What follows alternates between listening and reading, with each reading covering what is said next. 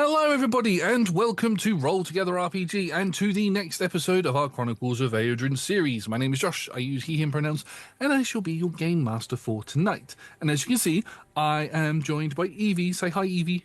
Hi, Evie. There we go.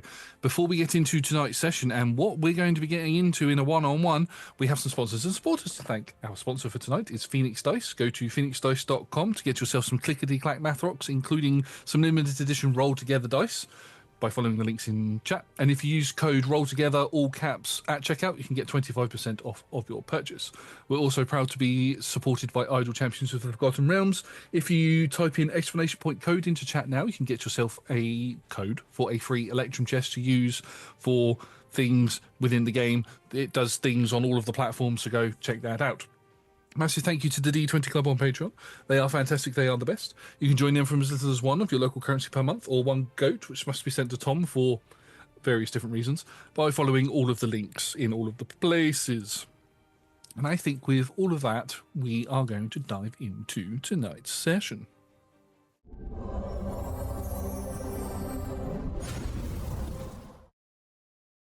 We are currently in our sort of 7-day rest period for our group before they head off onto their various different missions. We've got Elodie, Hera, and Bram heading off on a ship towards the north.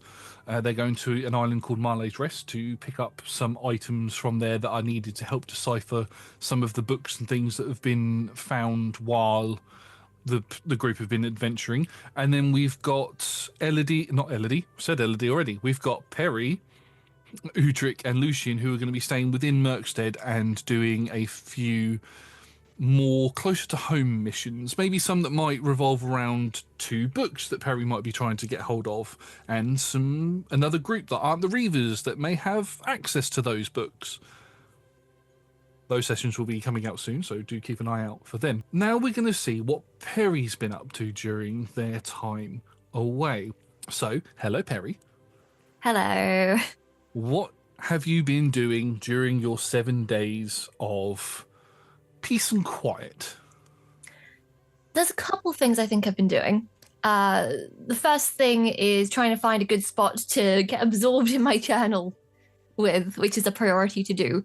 But before that, I also want to do a little bit of research, talk to Stacey, my bestie in the church, and also to go and ply Agnes, the artificer, with jelly bean rum, see if I can get her in my good books.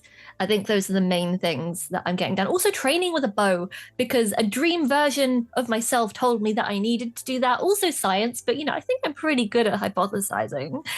So I don't think I need to practice that one too much. It's just a bow. I've not really touched one before. That's fair. I think the science thing, you can sort of do that hand in hand with going to see Agnes, because Agnes is quite science orientated. And every time you go down there, you either catch the tail end of Elodie there, or Elodie is engrossed in sort of taking notes on what Agnes is saying and sort of doing her own stuff in her corner and everything. So I think you've got the science of things down, but yes, bow is going to be slightly trickier because there isn't actually anybody in the party who uses a bow, or anybody that you sort of are close with that use it. There's one person that you could go see about learning to do a bow, how to use a bow. Mrs. Fluffy. Mrs. Fluffy, who is the sort of lead ranger of the town. You would need to go see her. She'd probably be the best. You could probably go to the pits and see if there's anybody there, but you know that she's good with a bow, so she would be the best person for you to go see if you wanted to do that. And you know that she would be found within sort of like the sort of guard post area, sort of their guard HQ, which is where Fluffy normally is, or Thaddeus, for those who don't know who Fluffy is. Yeah, we just stick with Fluffy. So if you wanted to go find her, you could go there. In terms of somewhere safe to do your journals, you've got, I'd say probably 2 different spots you could go to. One would be the vault where Solomon is. You could go there and do it there without being disturbed. Or you could do it in the room that you share with Elodie. I actually had another idea. Or another idea, yeah. was considering the old derelict church because I had very strong memories resurface when I was down there. So that might be a good connection point. Yes, you could do that. Yeah, that would be awesome. Yeah, you could do that quite easily. Yeah, it's easy enough to get to, and it's not dangerous enough for LED to not get to. So yeah, that's fine. Yeah, if you want to go down there, you can definitely do that. I reckon Solomon would have been down there a couple of times as well. Not necessarily to the church, but from the session where you did go down there, you did notice that he'd been down there a couple of times. So you would see him sort of wandering around every now and then. But yeah, if that's where you want to go to do that. We'll come to that later then. But for the moment, you can go see Mrs. Fluffy, at the Guard HQ if you'd like to. If you want to, Yeah, it's a bit let's of take archery Mrs. training. Fluffy first. Yeah. Okay, so you make your way towards where the Guard HQ is. Now, I've never actually explained where it is because the Guard presence in the town, although is there, it's very minimal. The Guards are sort of more a private militia within the town. They don't follow any government or anything like that because the government has fallen apart. So the town is self-governing in that sort of way. So the Guard HQ itself is on the upper level of the town, not where so when you go up that ramp that leads up there, you've got the hill, you've got the Church of Balance where Stacelin is on the left, which is another place you want to go to. So you've got that there. And then on the right side, you've got the large sort of courtyard area where the marketplace takes place. It's on the other side of the big pink tree.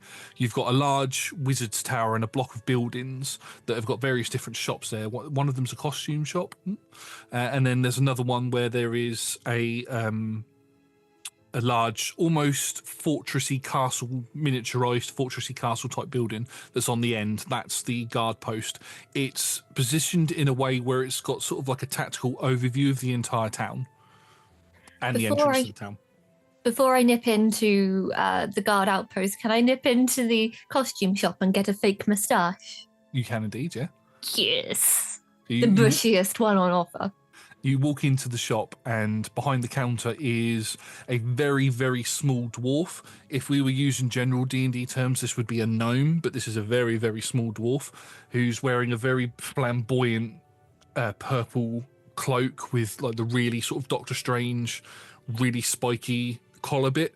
And his hair is all up and spiked up, and he laughs when you ask for a fake moustache because he is one that has got a big fluffy one. If you've watched Arcane or have ever played League of Legends, it's very Heimerdinger sort of look. Yes. Very, very much like that. He's like, oh, hello, a large moustache. Ha ha ha! Yes, I've got plenty of those. And sort of runs along. You watch as he disappears behind the counter, and there's this big ladder behind there, and you watch as that ladder along the shelves, and he watches his little form goes right up to the top shelf. He sort of shakes a little bit, and then he pulls a box off. The ladder falls back. He's like, oh, and then he walks back towards you on the ladder, puts it up against the shelf and slides back down. He's very theatrical with the way that he moves, and he puts the box down, climbs up on. Oh, thank you. Pulls the box off, puts the lid off the box. Sorry, puts that down, and sort of tilts it forward so you can have a look in. And there is a lot of moustaches in here. There's some that are like big and bristly, like his one. You've got others where they're very sort of French, down and sort of twirl around sort of thing. You've got others where they have little braids that come off the end. Any type of moustache you want, you can grab. I would like to emulate the master himself and have a Heimerdinger-esque stash. Yeah, he pulls out the biggest one that he's got, and it's got like a little clip on it, so it just sits on your nostrils. And he's, oh yes, that will be, let me check. Puts on these really small glasses and just looks through his inventory list. As he does that, I just say, I'll be back with it in like a day. Bye. And I just walk out. Okay, back in one day. I didn't take your, what was your name? Not important. I'll put that down then. Not important. Oh, no, wait, actually, that's... Hey, we're back. Oh, yeah. Shoplifting. Yeah. The only way to start a 1-to-1. 5-finger discount. Yeah. Okay, so then you can make your way towards the guard station, guard tower, guard HQ. There we go. That's what I was going with. As you enter in, gates are open. It's very much got that port cutlass thing that's up, and you can walk in. There's like a large, semi-large courtyard area where you can see there's some training dummies around. A couple of them have got arrows sticking in. A couple of them are broken from sword strikes and things. You can hear voices sort of echoing around. And as you walk in through the main entrance, coming through one of the doors into the courtyard area, you can see two dragonkin. Both of them are blue scaled dragonkin with horns. One of them is quite large, standing at about 7.5 feet tall, with a large greatsword on his back. You know this to be Fluffy, or Thaddeus. Thaddeus Lake, his full name is. And then stood next to him, slightly shorter, about probably 6'8", with a bow that's probably the size of you on her back, wearing very rangery style clothing, is Athena Lake, or Mrs. Fluffy's. Mrs. Fluffles. Mrs. Fluffy? Mrs. Fluffy. Mrs. Fluffy, there we go.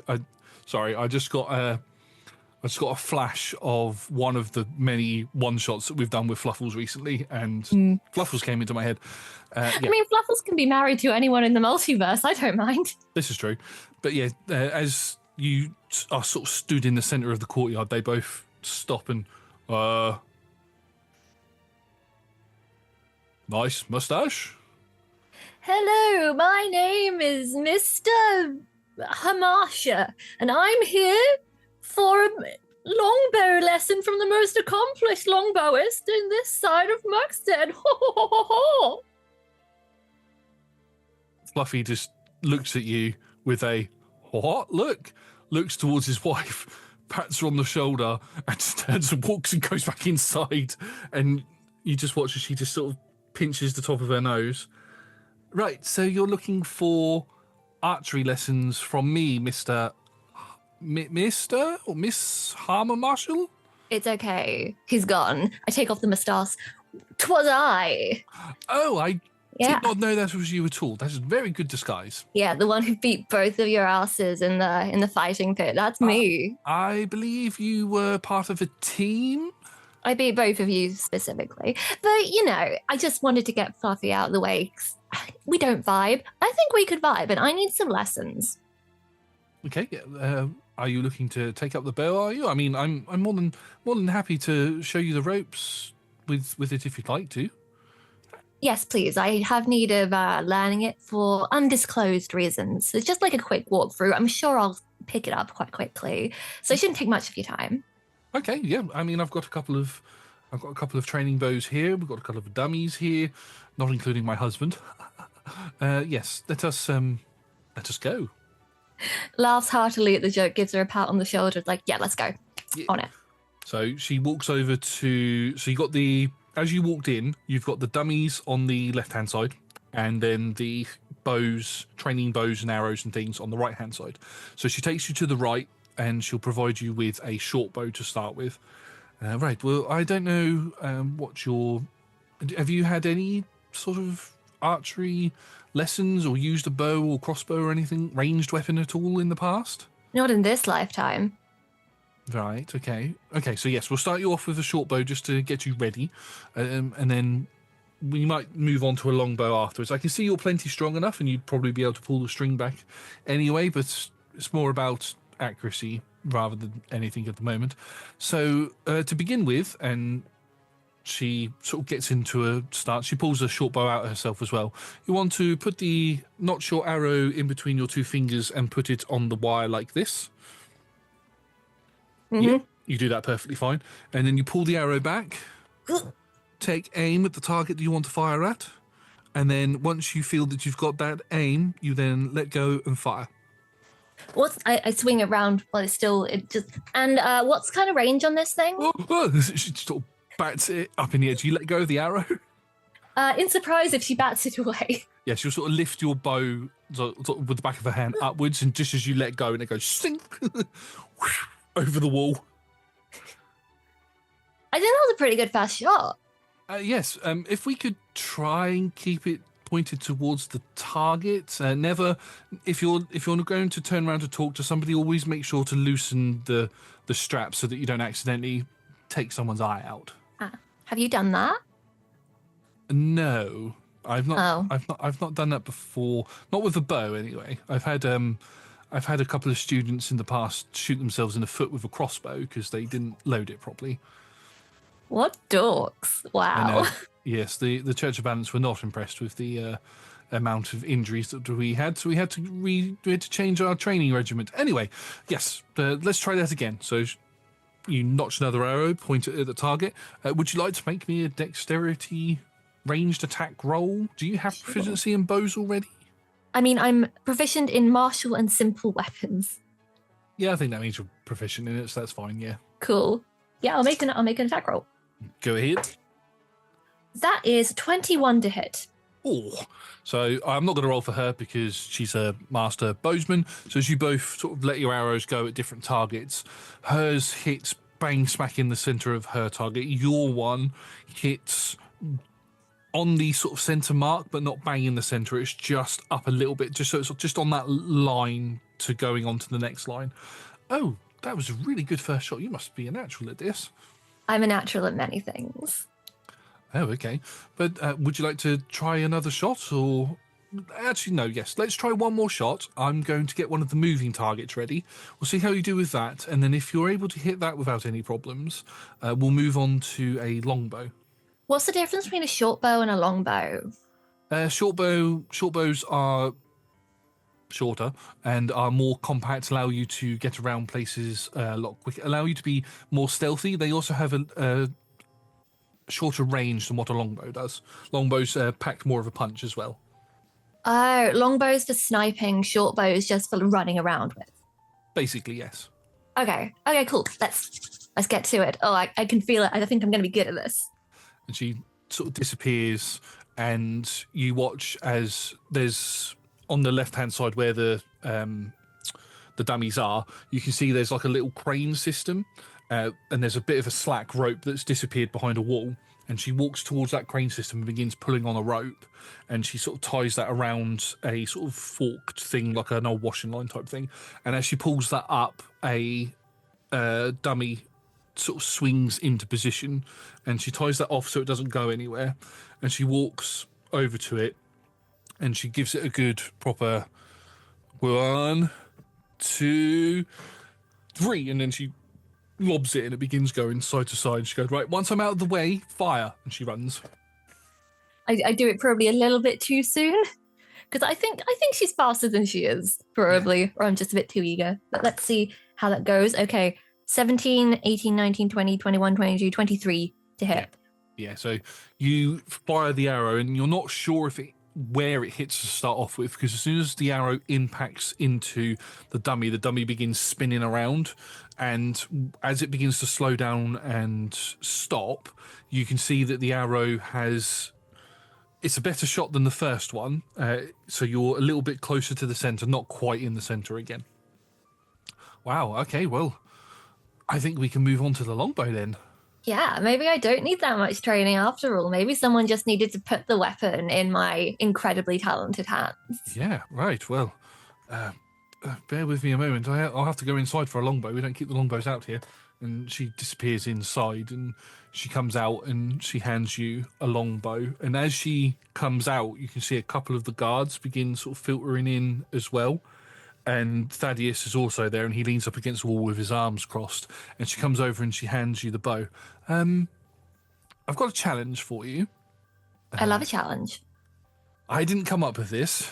They all did. And she sort of gestures behind her, and you can see some of the guards are talking amongst themselves, and Fluffy's got a bit of a grin on his face. I'm going to set up sort of like a range, as it were. We've got a couple of these dummies that we can have pop up and move around and all of that sort of stuff.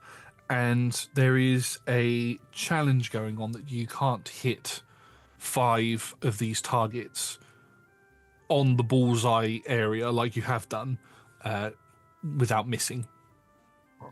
I will accept this challenge, and I will wear my mustache with pride. You stick your mustache on, and she looks towards her husband, who shakes his head but has a grin on his face.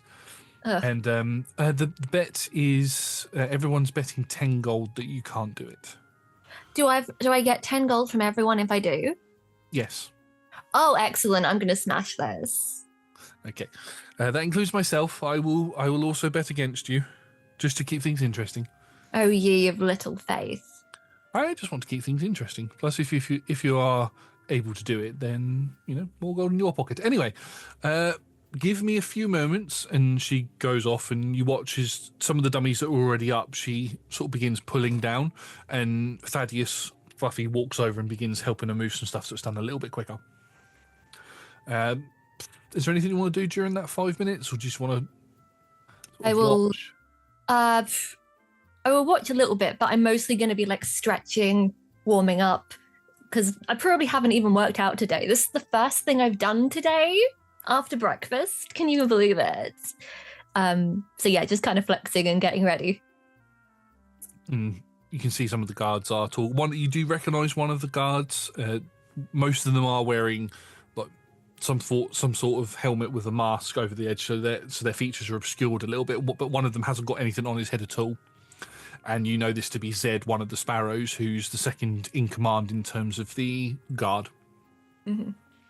As everything gets prepared, Thena walks over to a button. This button will sort of set everything off at once. So once that's done, you've got 30 seconds, just over 30 seconds. You've got 1 minute to hit everything. Okay, cool. She pushes the button and everything sort of goes off at once. All the targets pop up. Some of the targets haven't got actual targets on them. They've got like help me signs and all of that on them. So you've got to also get around firing at civilians. Okay. Interesting. No one said there was reading involved, but I'm sure I'll be fine. You will be fine. Yeah. I get 2 attacks per action now as well because we've leveled up. I don't know if that counts with bows with reloading though. I've got no idea. Yeah, that's fine. Yeah, you'll be all right with that. Yeah. Cool. Yeah. So you can just make me 5 attack rolls. Okay. The first one is 22. Oh, okay. Oh, next one is 19 plus 6 is 25. Yep. The next one is an 18 plus 6. Wow. Eevee dice. These are Eevee dice. Yeah, these are my yellow Parabatea dice. They're really lucky. That's a 24. 24. So got 2 more. Less good. That's a 12 plus 6 for 18. 18. Okay. Oh, last one's got to be a natural 20. It was a natural 20. I love these dice. Predictions. Anyway, you sort of get your arrow out, and it's not one of those sort of movie ones where you got the arrow on your back. It's sort of on your side, so you'll pick it out quite easily. The first 3 arrows that you fire, 2 of them are on stationary targets. One of them is just a target on its own. The other one is a target that's in the second row. The front row's got a civilian in front of it, so you have to shoot around it. So you fire the first 2 arrows and hits on the center circle, but not dead in the center on both of them. For that second shot, you have to sort of twist a little bit to get sort of curve it around. The third shot is on that same swinging one that you hit before. You fire upwards and hit into it, and it does the same thing, spins around, and it's still in that center mark. The 18 is for one that is slightly further back, but is also swinging, but this one's swinging and twisting at the same time. So you twist and fire, and it looks like for a moment that you misjudged the timing, you're going to catch it on the back, but it just spins round and it catches literally on the center line, so you just got it on there, and then you pull back, and you can hear as you pull back the last shot, you watch as the bow itself pulls proper back. You can hear it begin to splinter and the rope begin to break as you fire a last really powerful shot, at the furthest target away, which is just spinning around. It hits the target so hard, the bow snaps, and the arrow just goes straight through it and embeds itself in the wall, right through the pinpoint mark. So you hit that bullseye. I think I may have done a bit of overkill on the last one, but how much gold did I win? There is complete and utter silence throughout the courtyard. Nobody's moving. It's like some sort of frozen spell has been cast on everybody. They're all like... And You may applaud. Athena just looks at you and is like, I'm a good teacher. Well done. Sure, you're a great teacher, love. Let me just roll a dice quickly. Let me just roll 2 dice. Okay. I rolled 2 d10s to see how many guards were here. This doesn't include Zed. This doesn't include Zed, Thaddeus, or Thena. I rolled an 8 and a 6. So there's 14 of them, plus those 3. So you managed to bag yourself 170 gold pieces. My God, I did not expect to be earning money today. 176, you said? 170. 170. I don't know where I got that 6 from. That's fine. You never need to go adventuring again. Just do this all the time. Yeah. I can just travel around Aeodrun, just letting people underestimate me with my magnificent moustache. Just collecting their gold. It'd be great. That's the campaign that people want to see. The rest of them sort of grumble, hand their gold over. I sort of begin filtering inside. And Thena comes up to you, she's like, right, well, I would say let's move on to the longbow, but I mean, with the way that you've just broken, and she looks at the bow that's on the floor, the way that you've broken that one, I think you're going to be perfectly fine with it. I think your training's done with me. Yeah, it turns out that I was right. I was naturally good at it. I don't know. I surprise even myself sometimes. But thank you so much for the time. I really appreciate it. But it won't go easy next time we're in the pits. But I still appreciate it. Yes, thank you. I'm glad that my group is working with your group. If you're this skilled at as she's talking, you can hear a bell going off in the background near where the church is. You know, with how long you've been in the town for, that's signifying that it's lunchtime at the school, which means Stacelin is free. That's really lovely. Yeah, absolutely. Great to be working with you. I gotta go. But, see you around. No love to Fluffy, Mr. Fluffy. Bye. Bye. What was your name again? Sorry? It's Peripatea. You should know this by now. Yes, sorry, Peripatea. So, there's so many of you. Yes, okay, bye. Moustache still in place. I march over to the church. You march over to the Church of Balance. As you get closer to it, as you walk past where the large tree is, you begin to hear the sounds of children playing. And as you get to where the church doors are, you can see that the playground just to the side of it. Kids playing in the playground. You don't see Sunny in there though. But as you open the door and walk in, for the audience, we watch as 2 little ears pop out from behind the door and a black hatted child pop out as Oro and Sunny sort of make sure the coast is clear, and then they go running off down the slope because they're going to buy themselves some cakes from the pastry shop. But as Where do those kids keep getting their money from? They have so much. Have they been stealing? Good for them. I can neither confirm nor deny. As you enter into the Church of Balance, there's no people in here other than the priests and priestesses that are sort of milling around. And you can see sitting in one of the front seats is a very familiar sight. Stacelin is there, and she's in prayer at the moment. Is there a rule of being quiet in these places? Only during prayer time, which now isn't currently prayer time. Gwen, sort of, you know when prayer time is because you've got that constant sort of resonance of Gwen inside of you, and when it is prayer time, she does tend to go a little bit quiet, but she's not quiet at the moment, so it's not prayer time at the minute. Okay, that's quite cute. She still sticks to her prayers despite the fact she does not have autonomy over her own body anymore. That's cute. I shout out, Stacy! Oh, turns around. Oh, hello, Peri. How are you? Oh, you recognize I'm wearing a moustache. I would have thought I would give you a little pause. Oh, I'm sorry. I'm sorry, stranger. I do not know who you are. You've already given it away. Where's the fun in it now? Oh, I don't know. Sorry. I was sorry. A bit distracted. How are you? I'm all right. What's up? What was distracting? Oh, nothing. It's just, it's just, there's just things going on at the moment. We're just getting a bit worried around here at the minute. So it's just a bit full on and a bit busy at the minute. Listen, Stacy, we're besties. You make me rainbow milk. You know you can talk to me about things. She looks around.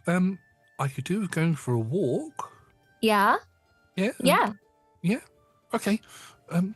She as she gets up, you can see she's got like a little bag that had her lunch and stuff. And she's like, okay, let's maybe go down near the quay.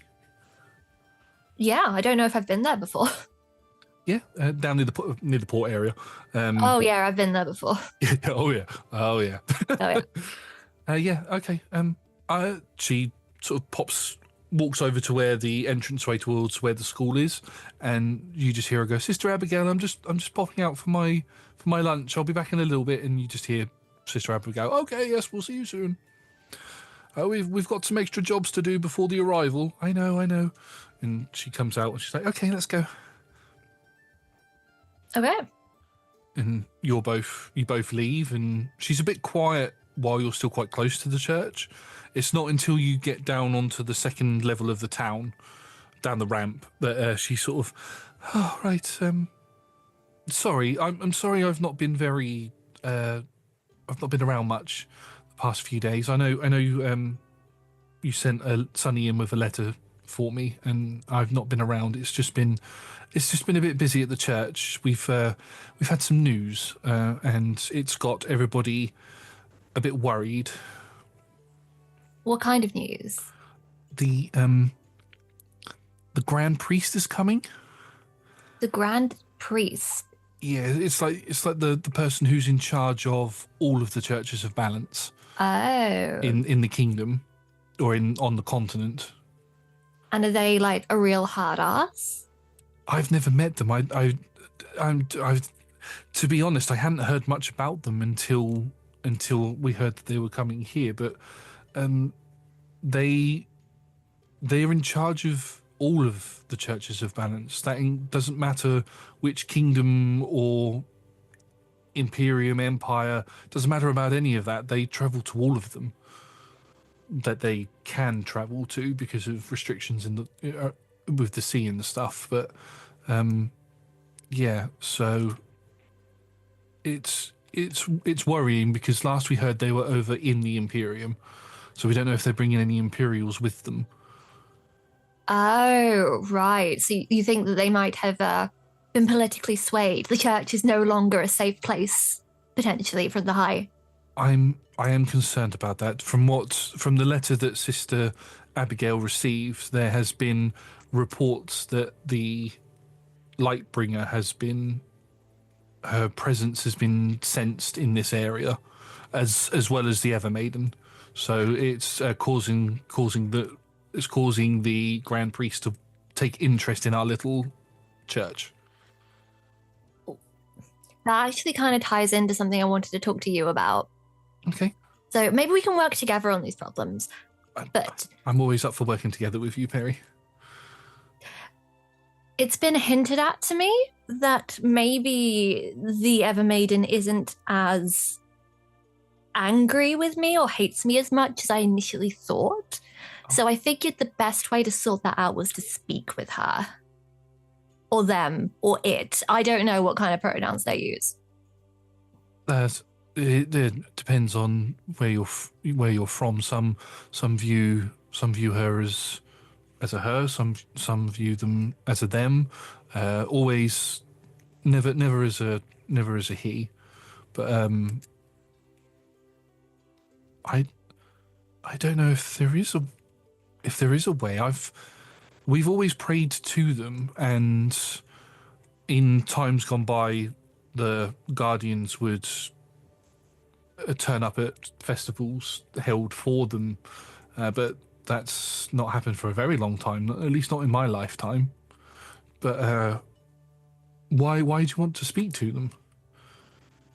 Well, okay. So I told you about the whole thing with the gate when I came into Gwen's body from somewhere else, and there was a gate, and there was a giant rock there. That the head priest at that other place, his name I cannot remember, said that was Freyan. Okay. I always had the impression that she really hated me for some reason, but it's been implied that I need to reassess that. So I'd like to try and iron out the details. And you said that her presence has been sensed in the area along with the Lightbringer. So I figured that she might have like a physical manifestation or whatever. Maybe. But I also wanted to know a bit more about this because I've been trying to read books on it and it's really boring. Well, that's fine. You're both like continuing to walk while this happens, and at one point you do catch the tail end of Sunny and Oro. Stacy doesn't see this, but you spot this. They just pop out of an alleyway, see both of you, duck behind it, and then as you carry on walking, you just watch as they just run back up the hill. And you can see they've got big bags of pastries in their hands. So each of the Guardians have their own physical forms. The Guardians aren't like the old gods or anything like that, like these omnipotent beings or anything. They do have a physical presence in the world. There is a ritual to allow somebody to become a Guardian. They have to go through years of training and all of this sort of stuff to become one. So the Evermaiden and the Lightbringer do have physical forms on the world somewhere. They've not been seen for a long time. They do also have the ability, from what I've heard, to appear in dreams and visions of people that they're most connected to, like their champions and people that that pray to them and are clerics and paladins to them, if that makes sense. So, yeah, unless you have been able to speak with the Evermaiden. You said there's a question that I've not asked you actually, is how is Gwen? She's still praying. She's here.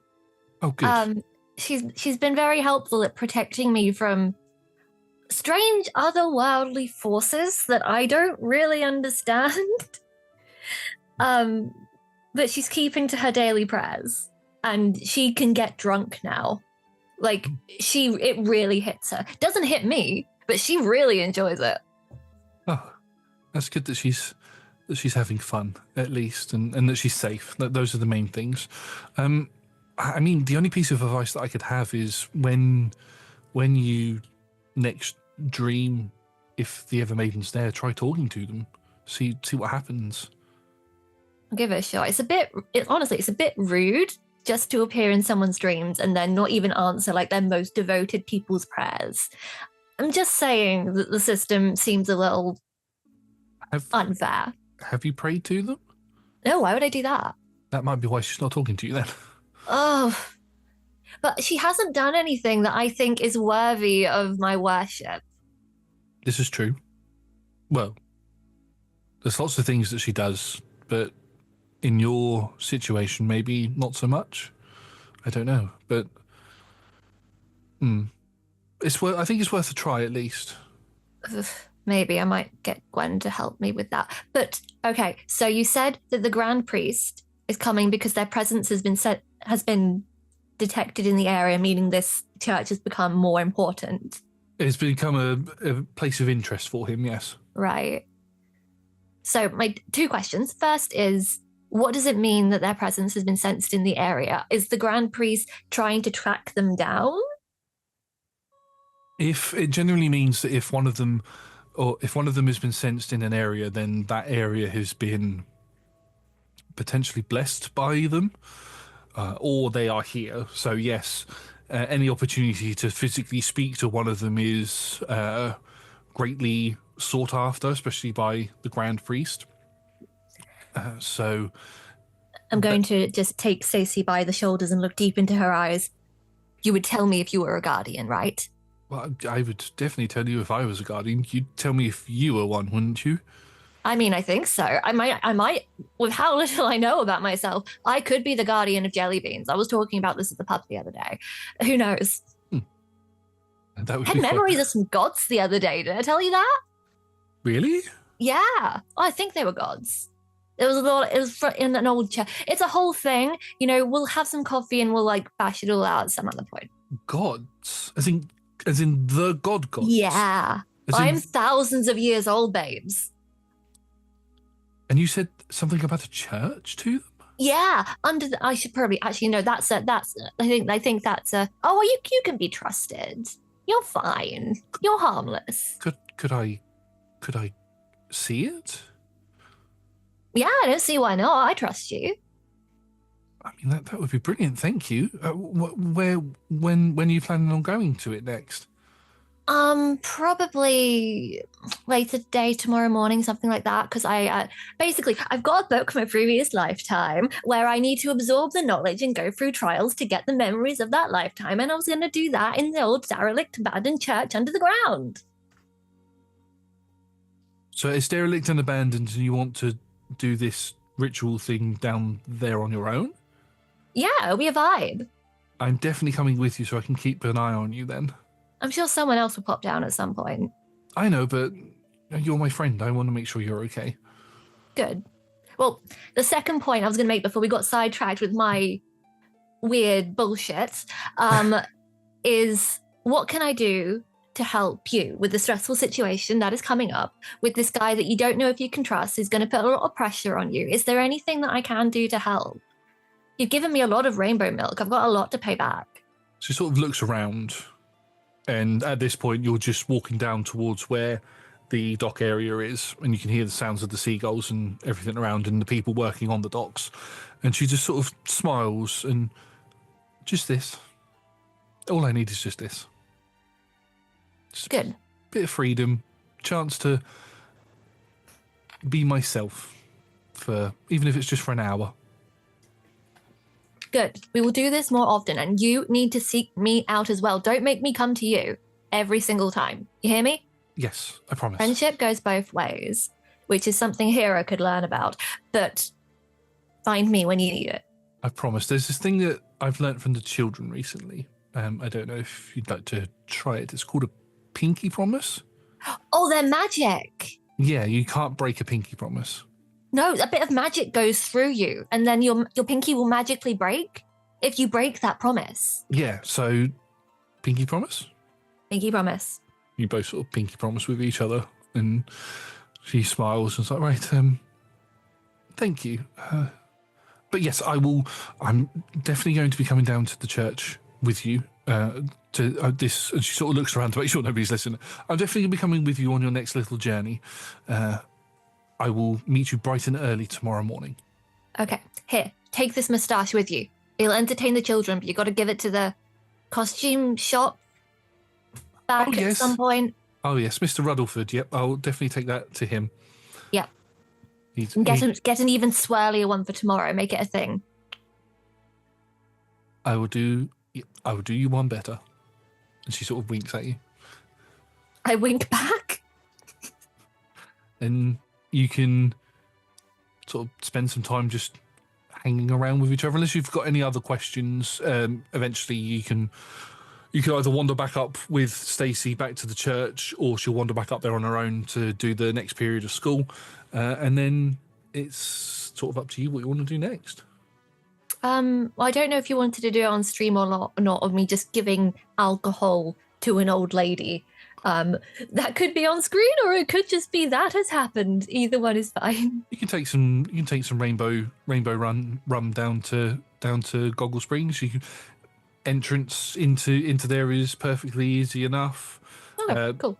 Make your way down. Elodie's not there at the moment.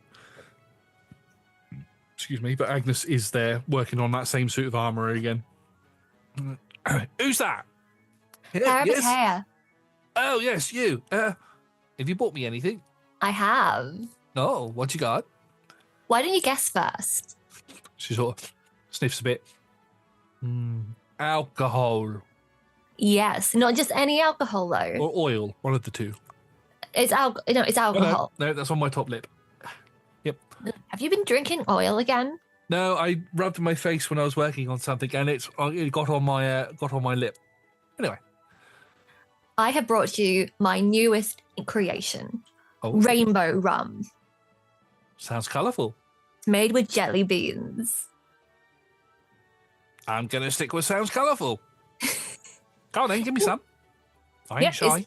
Is it colourful? By the way, I can't remember. Very colourful. I think from the way we described it, it's definitely rum, but it's got the different layers of the rainbow, similar to the rainbow milk, and it would require you to mix it in order for it to sort of blend into loads of different into that one sort of colour. Does Agnes have like a martini shaker? I reckon she's probably got one. Yeah.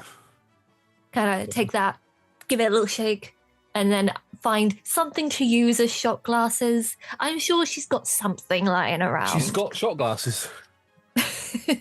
Recently used. Recently used. There we go. There we go. Oh, hang on. She sort of spits into one and sort of rubs it. This is my one.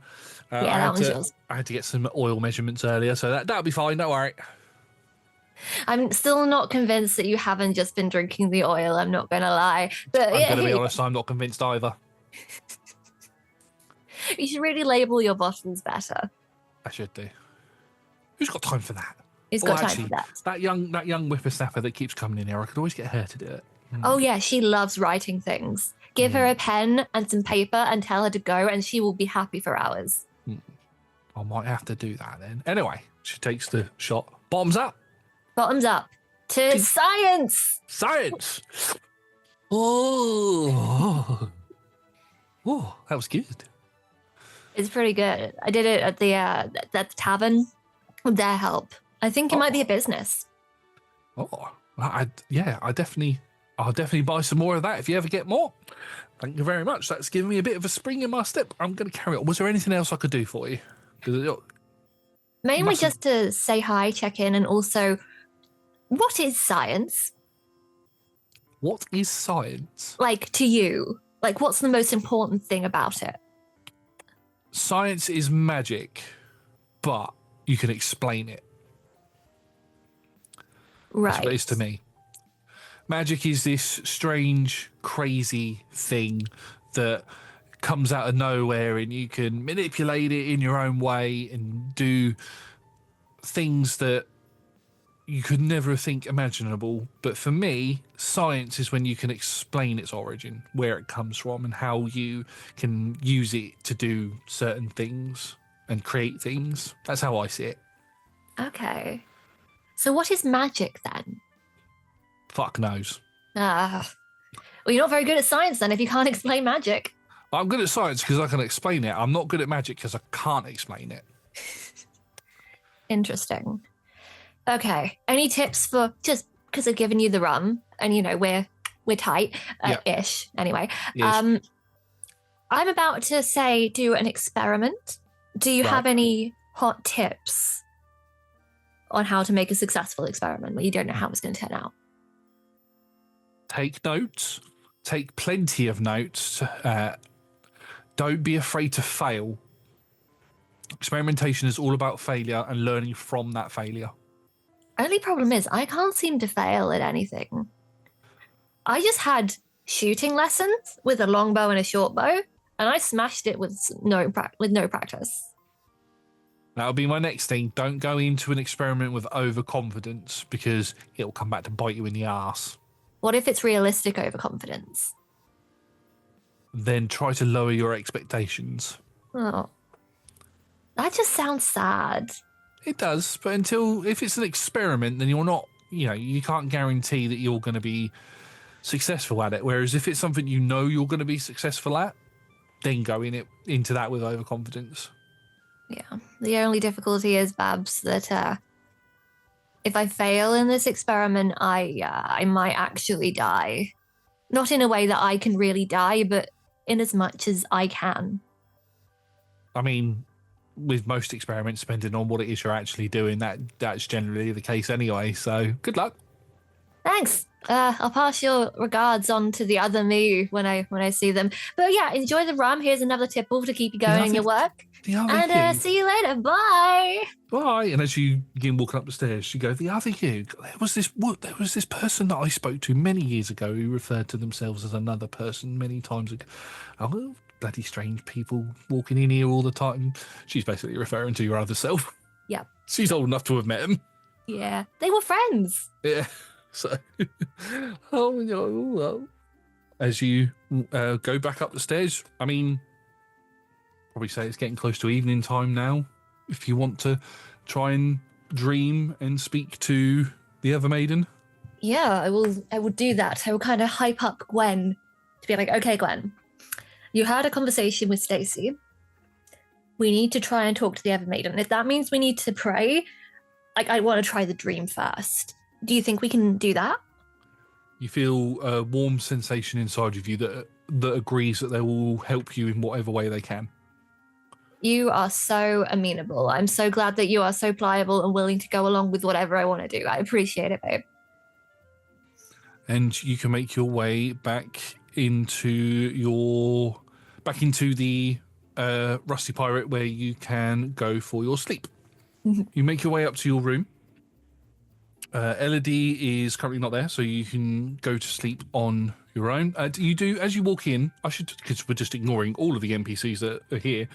Tally is in there if you wanted to speak to Tally. She's got her little desk set up in the corner of the bar area because the owners of the bar allowed her to set up a little area for Solomon to still operate from. So she stood behind there just doing a little bit of paperwork at the moment. You can see Jana, who is the female owner, is behind the bar, sort of cleaning some glasses and things, and her husband is walking around with drinks and food and stuff and putting them on tables and stuff. There's a few people in here who have come in for their dinner and stuff. And unless you want to talk to any of them, you can just make your way straight up to your room. I would like to have a quick conversation with Tally, I think. Yeah, you can walk over to Tally. You can see that she's looking a little bit tired. Lilla is. You would know that Lilla is still in a coma at the moment, and so she's been sort of splitting her focus between looking after Lilla, going to check on Solomon, and running things for the mercenary company. Solomon's been very much not running the company at the minute. But yes, she's looking a bit tired. So, hi Peri, are you okay? Yeah, doing good. Had a very productive day. Turns out I'm really good at shooting things. Oh, that's good. I mean, your former life, you were an expert with a bow, so that makes sense. Yeah, that's what I'm kind of preparing for. Okay. Oh, yes, because you've got one of the journals. Father said that you have to go through some sort of a ritual process whenever you get one of these journals to gain the memories out of it. I take it that's what you're going to be doing soon. Yeah, as of tomorrow, I'm just going to be kind of comatose, but I won't be anywhere nearby, so I won't be a bother. So please don't feel the need to come and check on me and bring me like snacks because I will not be able to eat anything. Kind of like Lilla, but how is Lilla? Sorry, no, I'm not sorry. It's fine. You're good. She's okay. No change at the moment. Hera and Elodie go in every now and then to read to her and sort of put a bit more healing magic into her, and the doctor comes along to check just to make sure her vitals are okay. I've had Thaddeus, or Fluffy as you like to call him. I've had him turn up a couple of times just to check, just because it's a strange condition for a non-dragon like to go through. So he just wants to make sure that she's okay. Okay. Well, maybe she's going through her own trial. But it's taking a little while because it's a trial for dragons. I hadn't thought of it like that. I hope so. I just hope she comes out of it safely. Yeah, I've still got to prank her for... I've still got to get back at her for setting the alarm off on us. She's not allowed to die until I have put jam in her boots. She's not allowed to die at all. At least not before me. Everybody dies. Eventually, but... No parent should have to bury their child, so... Happens all the time. If I was you, I'd make your peace with the possibility of it now. Anyway, I had an idea about... had an idea. So I went to the costume shop today and I was thinking that for our missions coming up, it might be best to utilize the resources this town has in fake mustaches as an expense for the mercenary company. What do you think? Do you love it? I mean, I could understand commissioning like a uniform from there sort of thing, but what would we use the mustaches for? Disguise. You have a mustache on, no one can tell it's you. That's how it works. The most powerful disguise of them all. I mean, I think you need a little more than that. I've heard that glasses can be a perfect disguise. You don't know the power of the mustache. I walked into the guard center with the most resplendent, bushy stash on my face and nobody recognized me. I will look into it. Excellent. See if that we you have it in do. the budget. Yeah, you got a genius right here. You got to use these resources. Okay. Thank you, Peri. That's actually lifted my spirits a little bit. Thank you. Yeah, great ideas. You know, they can do wonders for the spirit. Okay, I'll see you probably in like a week or whatever. Okay. So you know, take it easy and here, have some rainbow rum on me. Oh, thank you. You just hear Jana from behind the bar go, "Don't give it away for free." Although Taddy's fine, and she's like, "Oh, that's sweet. Oh, it's really nice. Oh, it's nice and warm. It's like I can feel the colours going down differently. Yeah. It's like smooth, spicy, smooth again, really sweet. It was really nice. Yeah. I told you we've got a winner there," says Jana from behind the bar. Make you rich. I hope so, although I will make sure to split the profits with you. Excellent. Good to see you thinking in the business mind and giving credit where credit's due. We'll see you cats tomorrow. Yes, I will let you know now. I have ordered some jelly beans because jelly beans are quite hard to get hold of. But I managed to find a supplier in Abercathis, so I've got some coming on the next shipment. So we will be able to make batches of this rum. Excellent. I've really got to go to Abercathis at some point. It keeps getting teased that there's things I want in Abercathis, and then I just don't end up going there. But one day, soon, I will go there. That'd be nice. Yeah, Tanny's like, yeah, it'd be nice to go. And Lila said it was nice when she was there when she met Elodie, so I'd like to go there at some point as well. Cool. That's nice. Good night. Oh, good night. Upstairs, she's like, oh, I need to really get used to the fact that she just walks away. At every conversation, it never stops naturally, except with Stacey. I like to imagine it even happens with Stacey, in that I think it's been a really nice goodbye, and it's actually she's still talking, and I've just gone. Yeah, but she's used to it. And Stacey normally tries to end each sentence as if the conversation's ending. So when you do just walk away, it doesn't feel quite as unnatural. There's that sort of friendship between the two of you, that bond that you haven't quite sort of got with anybody else yet. Really hope she doesn't kill me. That would be nice. And, uses my corpse to start another cataclysmic event. I hope I've picked a good one. Hopefully. Yeah. Anyway, you go to sleep for the night. I mean, yeah. Night drifts in. You can click the long rest button. I don't think you need to, but you can. I actually do. I haven't reset my hit points from the last session, so I've only got 14. Oh, yes, please do hit the long rest button. Whoopsie daisies.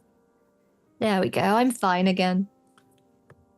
And as you sleep and begin to dream,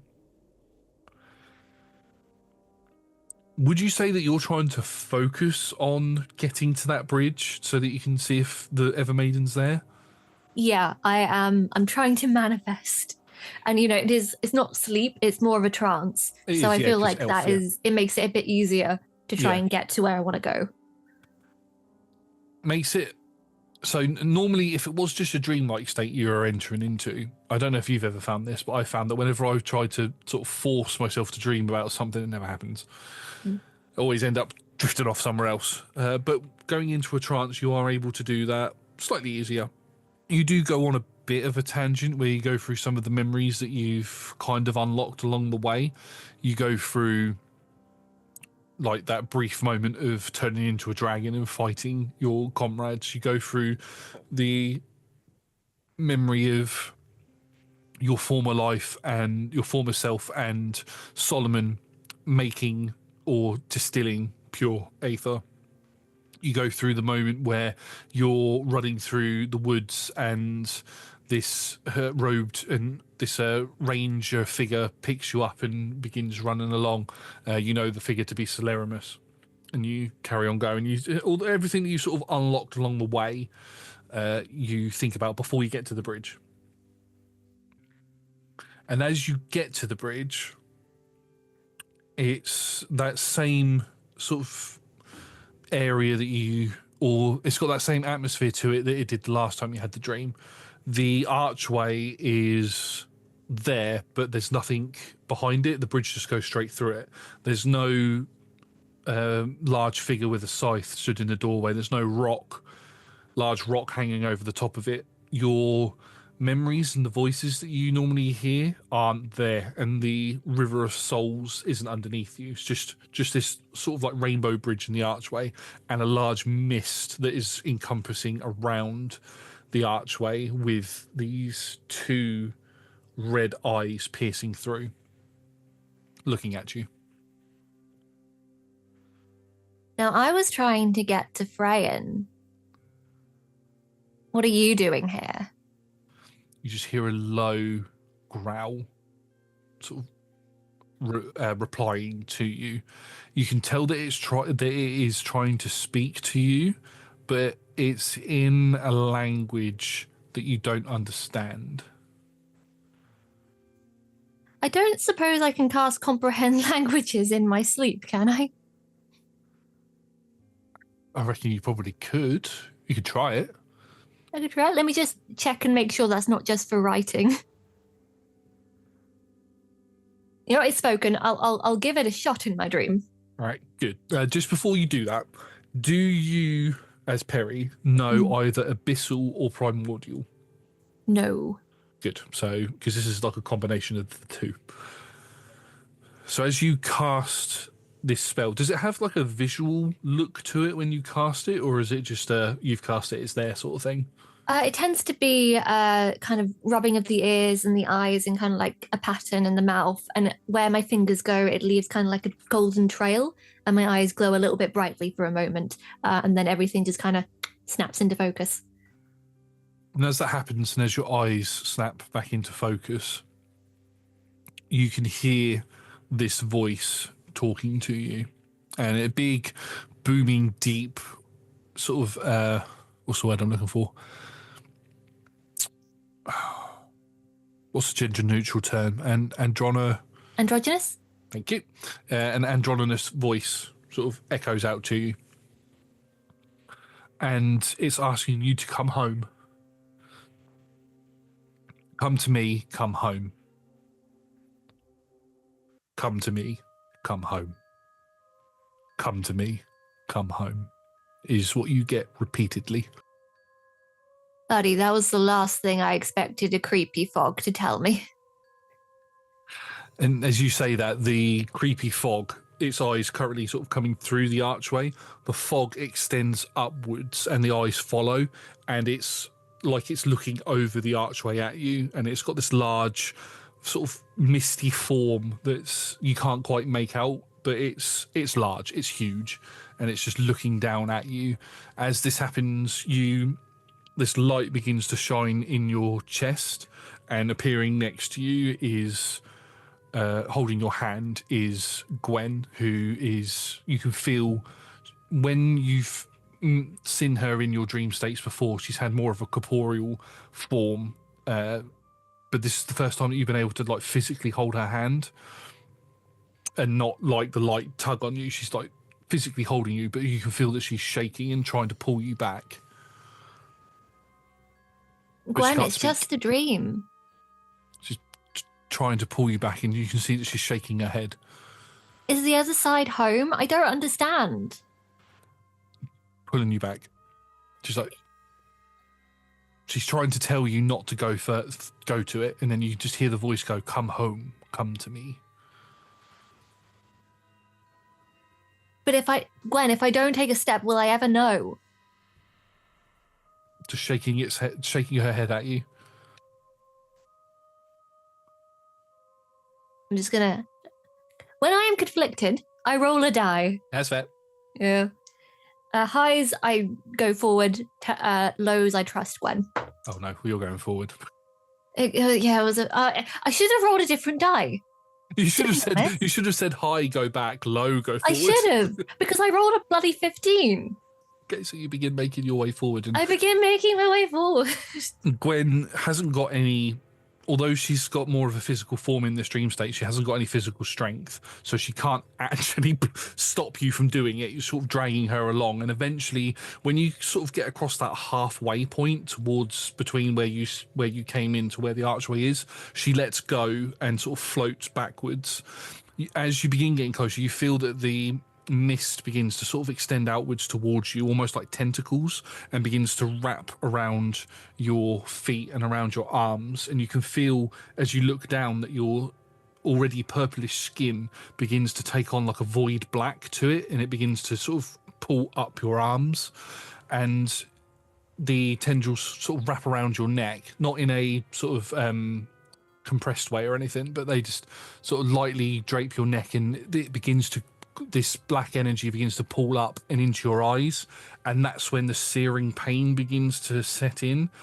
At this point, you're not able to pull yourself back, but you hear a loud bird noise. I'm not going to butcher it, and the tendrils suddenly sever as you fall to the floor. You realise at this point that you'd been floating about 10 feet off the ground, and as you fall to the floor and Gwen rushes to your side to comfort you, this misty form sort of retracts backwards, and as you open your eyes and look up, you can see a figure stood in front of you wearing a all black sort of almost funeral gown with a cowl over the front of her face and these piercing ice blue eyes looking at you.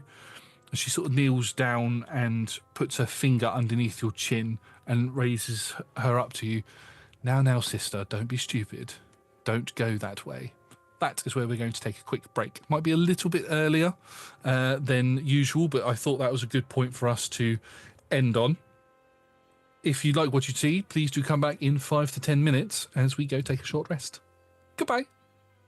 Welcome back, everybody. We have had our short rest, restocked our drinks, and we are going to dive back into tonight's session. In the first half, Peri went travelling around the town, did some various jobs, spoke to some people, and then in the process decided that trying to have a conversation with the Evermaiden might be a good idea. So went to sleep or into a trance, and as they do, because elf, and tried to focus on getting to that bridge where the Evermaiden was. Got to the bridge, that strange mist was behind the archway again and was speaking in a unknown language, sort of a combination between Abyssal and Primordial. Peri decided to cast Comprehend Languages and heard the figure saying, "Come home, come to me, come home, come to me." Resisting the urge, or resisting the pull of Gwen, who appeared next to them to try and stop them from going, Peri advanced, and these misty-like tendrils began to overtake their body, causing this black void to overtake their skin.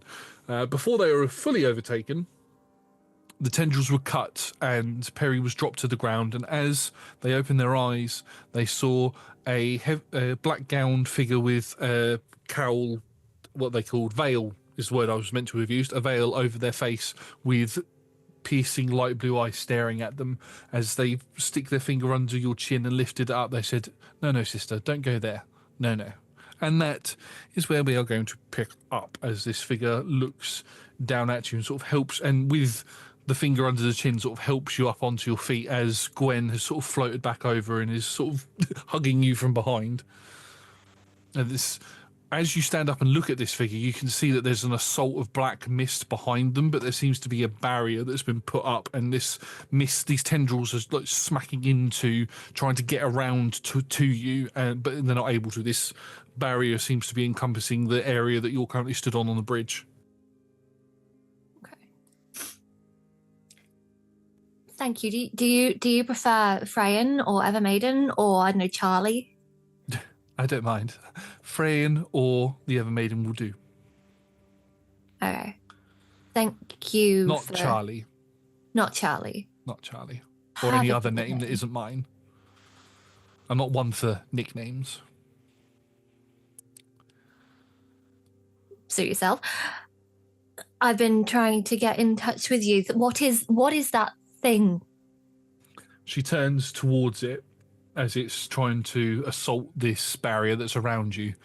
Something dark and horrible that you shouldn't go anywhere near.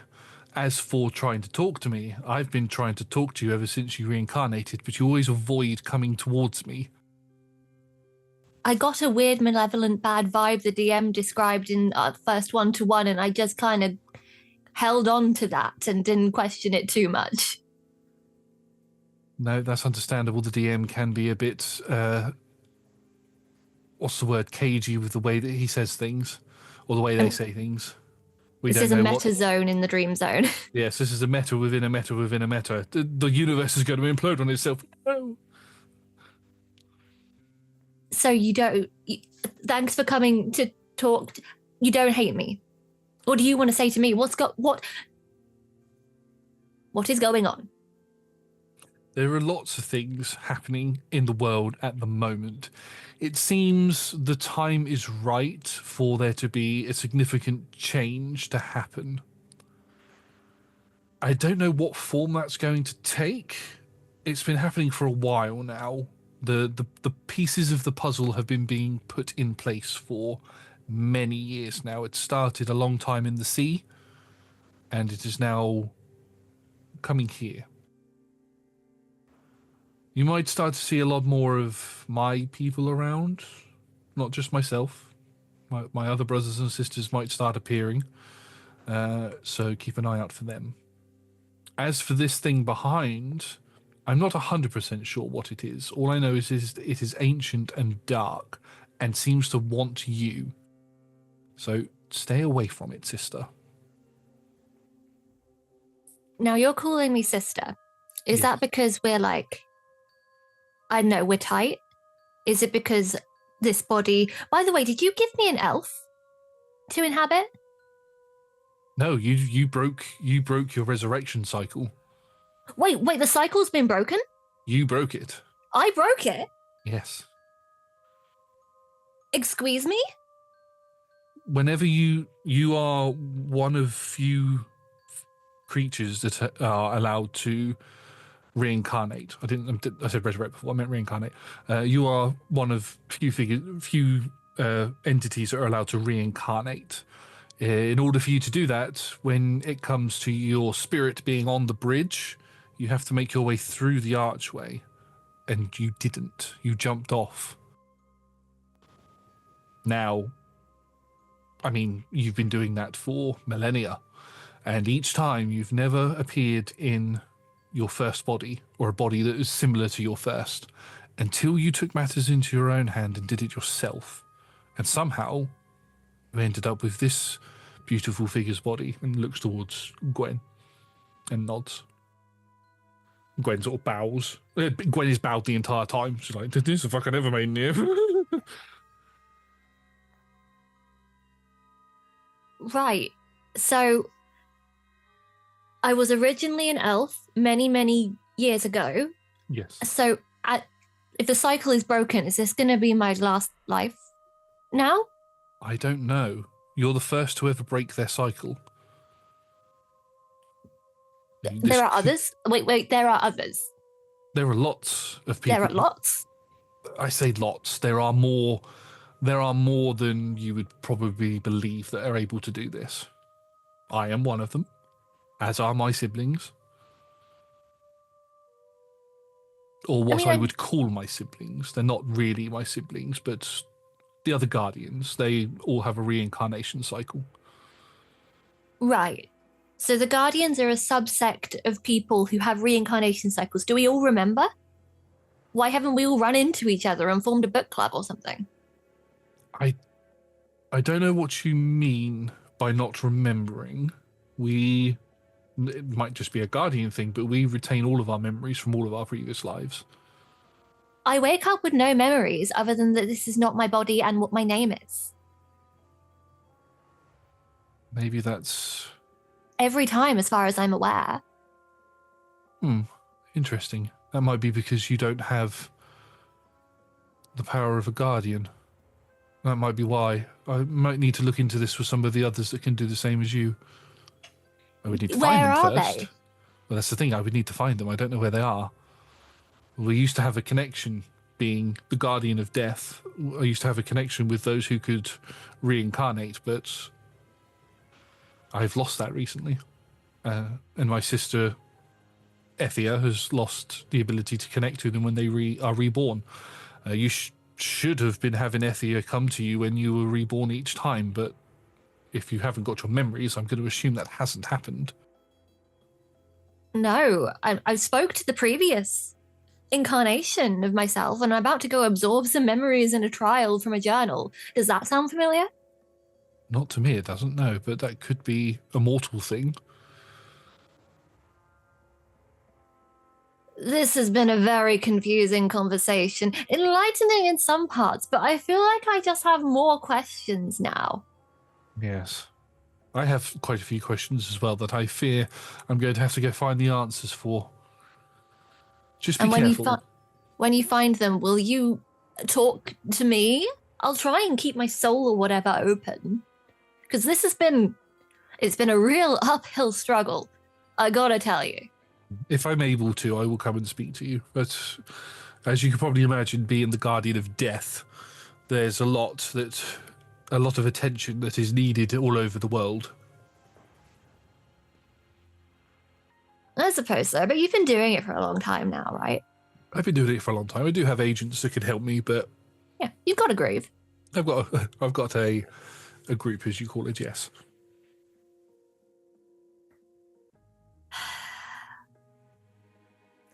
Well, thanks for sticking around and answering some of my questions. I don't know, I'd hoped that you'd come here and be like, you are the chosen one and here are all of your memories or something like that. But I guess it's not that simple. No, but to answer one of your first questions that I didn't answer, I don't hate you. I'm concerned for you. Concerned for the direction that you could go in. The direction I could go in, like to Abacathus? The path? No, I mean more the path that you could take in terms of between good and evil. Those are just abstract concepts depending on where you're standing. Exactly, but it is concerning. Nevertheless. I thought you were the god of death. Not god, sorry. I keep making that error. I thought you were the guardian of death, not the guardian of morality. I am the guardian of death, that is correct, but I can impose some morality and some other things if needed. You know, we guardians can multitask. Can you? I mean, you just said that you were spread very thin. Look, right, stop taking my words literally. I do miss having a sister, but you can be a right pain in my ass. Was I your sister? Yes. I was your fucking sister? What? Excuse me? I thought you were being metaphorical with the everyone is a lamb of my following. I share a sibling relationship with the other guardians through our creation. But if you were to go off of blood, then when I was my original self, my elven form, I had a twin sister, and she was you. Dope. I put a fist out for a fist pump. She does the exact same thing. You fist bump the guardian, and Yeah. you feel a really cold chill over your fist, and you watch some of it sort of goes really necrotic and then sort of forms back into your skin. Sorry, it's best not to touch me sometimes. That's okay. It's usually when someone touches me, I feel a bit of a void in my heart, but that was better. I have the touch of death, so. It's nice to know I have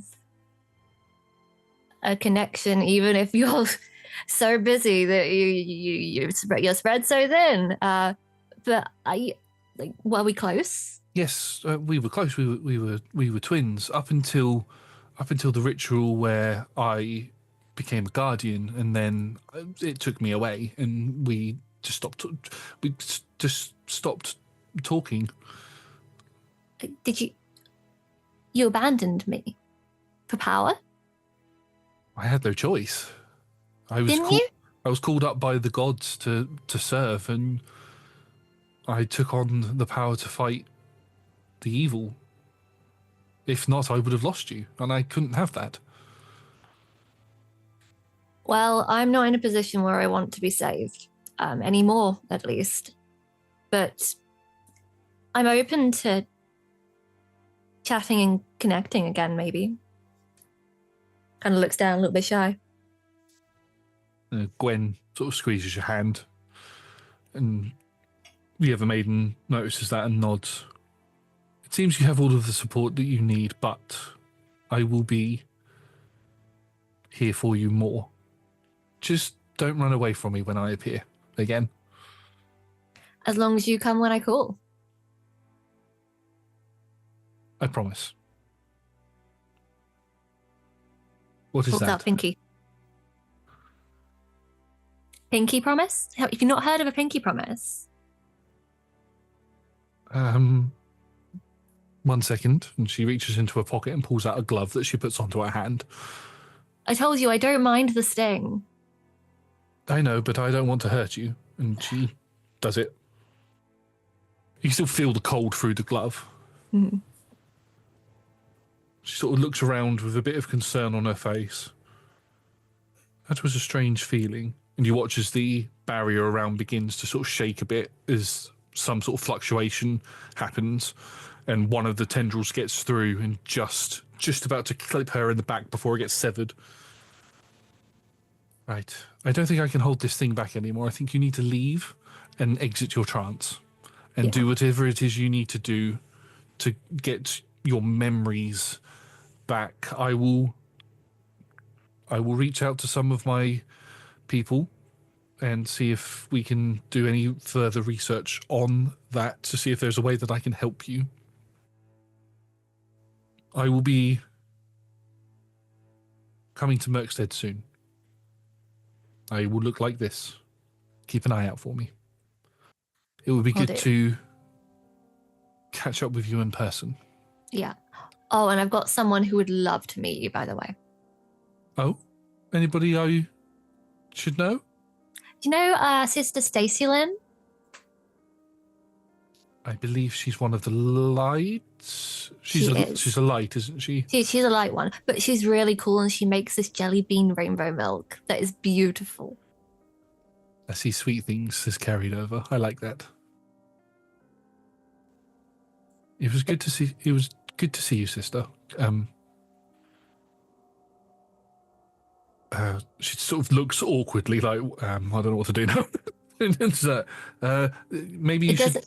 Doesn't have to be awkward. Just fist bump again, and then we say goodbye, and then I'll wake up. It's fine. Okay. And as she fist bumps you, everything sort of goes white and black, and you sort of come out of your trance, and you are in the tavern. It is morning. Elidy's not there again, although you can see that her bed's been slept in. Mm-hmm. And you hit the long rest button. For some reason, even though you normally trance for only 4 hours, you've been tranced for the full 8 hours. And you could do... Yeah, I believe you said that you wanted to begin making your way down to the church first thing in the morning, didn't you? Yeah. Yeah, cool. So you're able to do that. As you get yourself ready and begin, is there anything in particular that you want to take with you down there? I've got most of it in my armband of holding, which is lucky to keep all of my very heavy objects with me. Yes. But I will also take a duvet and a pillow. Yep. Because it's going to be cold and hard down there. Other than that, I think I should be okay. Yeah, okay. So you get your stuff together and you sort of wrap your duvet and pillow up into almost like a sleeping bag sort of arrangement. Oh, no, I pop them in the armband of holding till we get there. Yeah, you do that and then you're like, oh, yeah. Put them in the armband of holding. They get sort of scanned into it. And you begin making your way down the stairs. And as you make your way down the stairs, you can hear laughing coming from the Tally's corner. It's quite early in the morning. Nobody else is around other than Tally. And as you get to the bottom of the stairs, you can see Sister Stacylin is there. She's got her back to you at the moment, but you can see she's got a backpack on her back. She's still in her full robes and everything. And you can see her and Tally are having a conversation. And Tally is just wetting herself laughing. Easily amused. Yeah. Would you like to approach? Yeah. Yeah, you approach, and as Tally sort of spots you, she gives you a wave and sort of looks towards Stacey and points towards you. And as Sister Stacylin turns round, you can see that she's got a moustache on. It's one of those. So it's similar to that big puffy one that you had on, except for it curls right upwards. And then, but she's also got a fake nose and a massive pair of glasses on that have got googly eyes on, and they're going all over the place. And she looks towards you, and she's got big goofy teeth plugged in as well. And she's like, "Hello." Wow. Oh my God. Who is this mystery person? Yes, my name is Stan Lynn. Stanilin. Oh, you're one of the Lins. You're one of the powerful ones. Yeah. What do you think? Does it look good? I think the googly eyes are a little bit much. They take away from it being like a realistic person. You watch as her eyes, her fingers go up behind the glasses and pops sort of the lenses out, and you can see her eyes underneath. She's like, "Oh, is that her?" That is so much better. I haven't got used to looking these teeth in yet. Okay, well, are you ready to go? I already got, and Tally's like, "Have fun wherever it is you're going." We will. Yeah, Solomon will know where I am. I think I left a note for Elodie as well. See you in like, I don't know, a week, I guess. All right, well, just be careful, pair of you. And Stacey takes the everything off and is like, "Oh yes, we will be. Thank you very much, Tally. And are you ready to go?" All ready. Got everything I need. Okay, let's go. And you both walk out. You can see that Sister Stacylin has got a massive backpack on, and she's sort of carrying it. She seems to be carrying it with quite a bit of ease. You're used to seeing her carry around lots of heavy things anyway. She carried quite a lot of things down when you travelled to Merkstead in the first place. You make your way up and to the ruins of the mercenary company, and you go to where the stables are, and you can open the trapdoor to head down. She's like, oh, we are going underground then. I thought that was I thought you were joking. When am I ever? No, when I'm joking, you laugh. That's the difference. That's very true. Okay. And she lets you go down first, and then she sort of looks around, climbs down, shuts the lid behind, and you enter into the caverns below Merkstead. Now, you've been down here before. You know what's down here. So it's like straight bolt line to the church. For Sister Stacey, it's like a tourist. She's looking around. She's like, oh my, wow. Oh, these buildings look so, oh, what are those rat things? Oh, they're called ratlings. They're fine. Stay away from them? Yeah, if one gets too close, just bash them. I've got my scythe with me. Or just, say the code word, which is okay, right. Yeah, I'll do that. And you lead her down the sort of wall bit that you need to climb down to get to the church. And it's there, and she is completely in awe of everything around. You can see that she pulls a notebook out and she starts writing things down and sort of drawing the symbols and everything. She's like, this is fascinating. Wow. Stacey, yeah. Two things actually. What first? This place is a secret, okay? Right. Okay. Yeah. So you can't go telling all of your priest friends or your students or your mum in a letter or anything. You can't tell anyone about this place. Right. Okay. Yep. Secondly, guess who I spoke to last night? I'm gonna go on a wide bend because I don't think it happened. I'm gonna say you spoke to the Evermaiden. I did. What? Yeah, I spoke to her. She's going to be visiting. At some point, we'll see how that goes. She goes white as a sheet when you say that. I said that you'd love to meet her as well. What? Yeah, she's excited to meet you. Oh, okay. Oh, with the Grand Priest and the Evermaiden. Oh God, we just need the Lightbringer to turn up now, and I might just faint. Oh, she might turn up as well. What? There were no promises made on that account, but maybe. Oh, I don't know how to take all of this information in at once. what to do with it. Okay. Yeah, that wasn't the half of it. Let's get going. I'll give you time to process that while I'm unconscious. Okay. In terms of the first thing that you said, oh wow, I'm so overwhelmed with all of that. With the first thing that you said about the book, I'd like to have some notes for myself to study. Fully understand that you want to keep it a secret. Would it be okay for me to keep the book with you, and then when we meet up, I can do studying, and then that way you know that I'm not taking that information elsewhere. Then because you have the book. Okay, yeah, that works. I will need a second pinky promise that you're not going to tell anyone about this, though, because I've been fucked over by people doing this before. I will pinky promise. Excellent. Pinky promise. Right. I bought some food. I got some blankets. I bought a tent because I didn't know if we were going to need one. I really should have asked what was in your massive bag before I made you carry it down that cliff face. That's fine. I don't mind. Because I know that we had to scale down a cliff to get here last time, so I'm just imagining her doing that with a massive backpack. Yeah, she did. Yeah. And me with 20 strength didn't even bother to offer to help. She's used to it. It's fine. God, yeah. She must be so strong. Underneath those priest robes, I mean, she must be ripped. Yeah. Right. Okay, so where is it you want to... Is there a particular place that you want to be when this ritual starts? What happens when the ritual starts? Well, first up, bedding is just kind of plonked out. I brought duvets. That's convenient. I know, right? Excellent. Okay. I used to have like a really big bag like you that I'd be carrying around everywhere, but then I found this thing in an undisclosed location given to me by an undisclosed person. It's been very convenient. But just, I want to make like a nest. When the ritual starts, I'll like start reading. And then, I don't know, I guess I'll just get so into it that I will freeze or I'll be sucked into the book. I don't really know.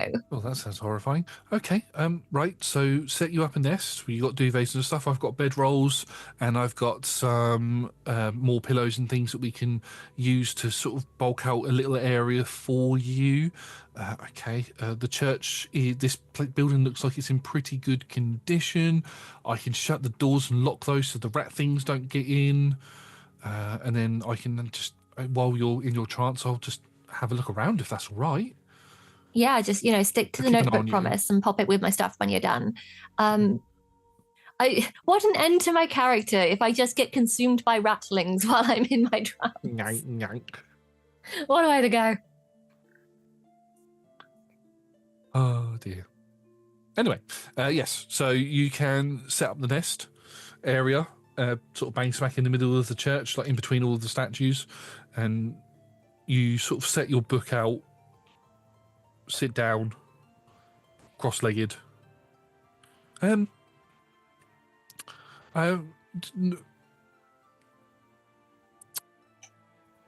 thing that may I make a suggestion, Peri? You may. I make no promises about taking it on board, though. Why don't you try entering into another trance? I know you've only recently come out of one like I have, but maybe that might start the ritual. Nothing seems to be happening at the moment. But how am I supposed to read if I'm already in a trance? That's true. I'm sorry. Just a suggestion. I'll stay over here and I'll keep watch. Honestly, reading makes me sleepy anyway, so I might just drop into it after a couple of sentences. Okay. So, yeah, you hold the book open and you begin reading. And the first sentence goes along the lines of, "Hello, my name is Peri. This is a record of my journal during this lifetime. I came to Merkstead, and as you begin reading it, and like you said, after 2 or 3 sentences, maybe even a paragraph, you start sort of nodding off. And then as you do, you just notice as you begin to fade out that the words begin to highlight in purple, and that's when you get like this shock of like the wind's been taking out of you, sort of come through you, and everything just goes white around you. For The audience, you've crossed your legs, and as this purple writing has begun to appear in the book has begun to float up, and the pages are sort of flicking through, then flicking back, then flicking through again. You've begun floating in the air, and Stacey Lynn is looking around like, oh, okay, oh, it's definitely started. Right, I was going to go check the statues, but I'm definitely going to keep an eye on you. You can't hear me probably, but as you watch as these, or the audience will see as this purple tattoos begin to appear all the way up your arms and up your face, like it goes up your neck and up around your face like veins before appearing in words around your face, and your eyes go bright white. As we zoom into your eyes and into this big white void, you, as Peri, are stood there sort of stumbling forward a bit. You look around. Everything is complete whiteness all around you, except for one figure stood right in front of you, which is a dragonkin version of you with pink scales and a bow on their back, and they sort of begin walking towards you and nod. I was wondering when you were going to get here. Well, I came as soon as it was convenient. Good. Right. Are you ready to start your trials? Ready as I'll ever be. Good. You're going to need a bow. Am I supposed to bring one in the dreamscape? Just think of one and you'll get one. You've got no weapons or anything on you. Oh. I think of like a dark-rimmed, ostentatious longbow. It sort of materializes like string wrapping around like a present as it sort of forms in front of you. You can grab it. Interesting choice. Right. She clicks her fingers and the sort of white landscape around you begins sort of zooming really fast, and green grass and trees begin to form in its place, and you are in a woodland area. This is your first trial. This is the archery trial that you must pass. Now, as you begin making your way through this forest towards that castle off in the distance, and she points off in the distance, you will come across targets that you need to hit. Now, these are creatures that can hit you very, very hard. Although you hitting them will kill them instantly. You need to get to that castle without dying. If you do so, you will pass the trial. Was this something that you had to do? Each of our memories gets to assign a trial for the next form of ourselves to gain the memories, and this is the trial that I chose. Okay, seems simple enough. I did a test with some archery at the guardhouse like yesterday, and we did a bet and I did really well. It was really cool. But there were some dummies that had like "help me" written on them. Are there going to be like things I'm not supposed to hit here as well? No. Okay, just hit anything, free for all. Yep, free for all. Anything that comes at you, hit it. Okay, that doesn't sound too bad. I'm anticipating a catch. There's always a catch. Good luck. And she sort of fades out of existence. Wow, I sure was cryptic. Yeah, you know where your destination is. It's that castle that's off in the distance. You don't recognise the location that you're in, though. No. Okay. I guess I have a glance around, see if I can hear anything or see anything before treading lightly on my way, I guess. Yep. Or not treading lightly. That's not in character. Stomping on my way, sauntering even. Maybe a perception check, please. Sure. Ooh, nat 20 for a perception I can't read. 26. So you begin making your way forward, and you're listening out for any signs of anything that's around, and you walk probably 10 paces before you begin to hear rustling, a lot of rustling in the bushes.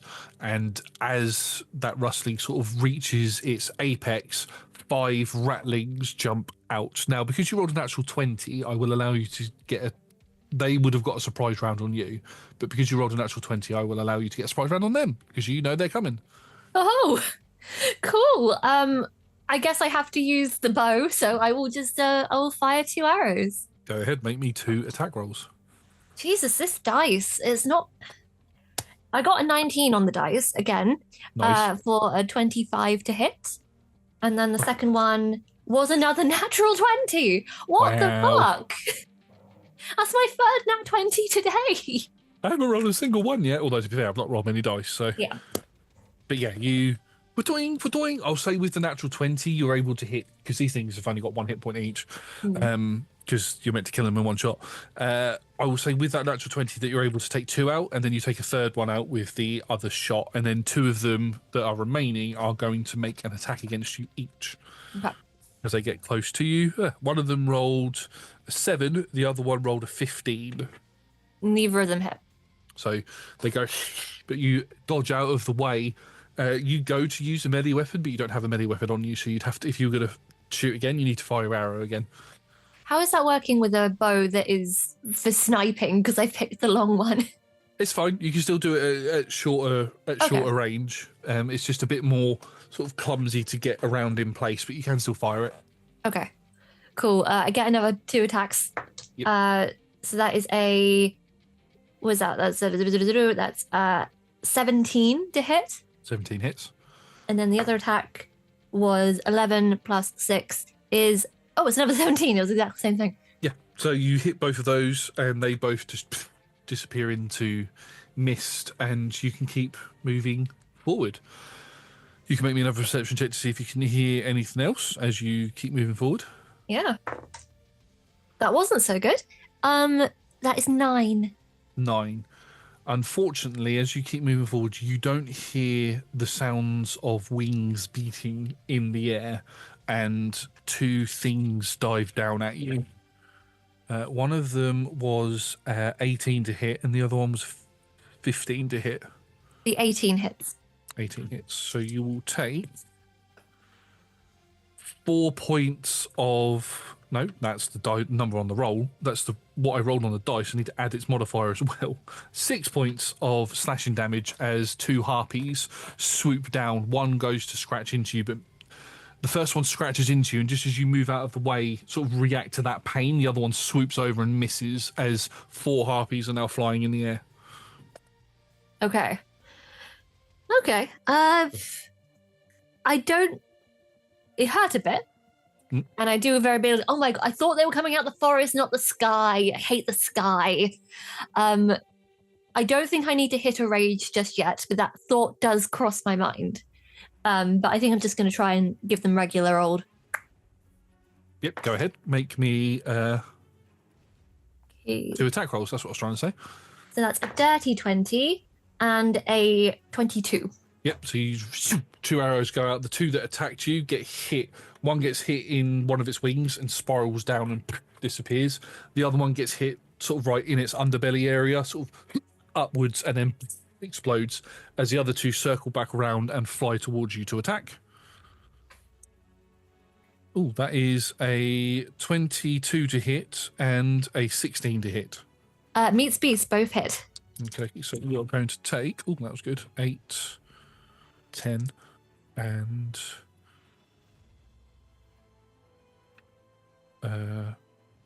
8. So you take 18 points of slashing damage in total from those 2 attacks. Okay.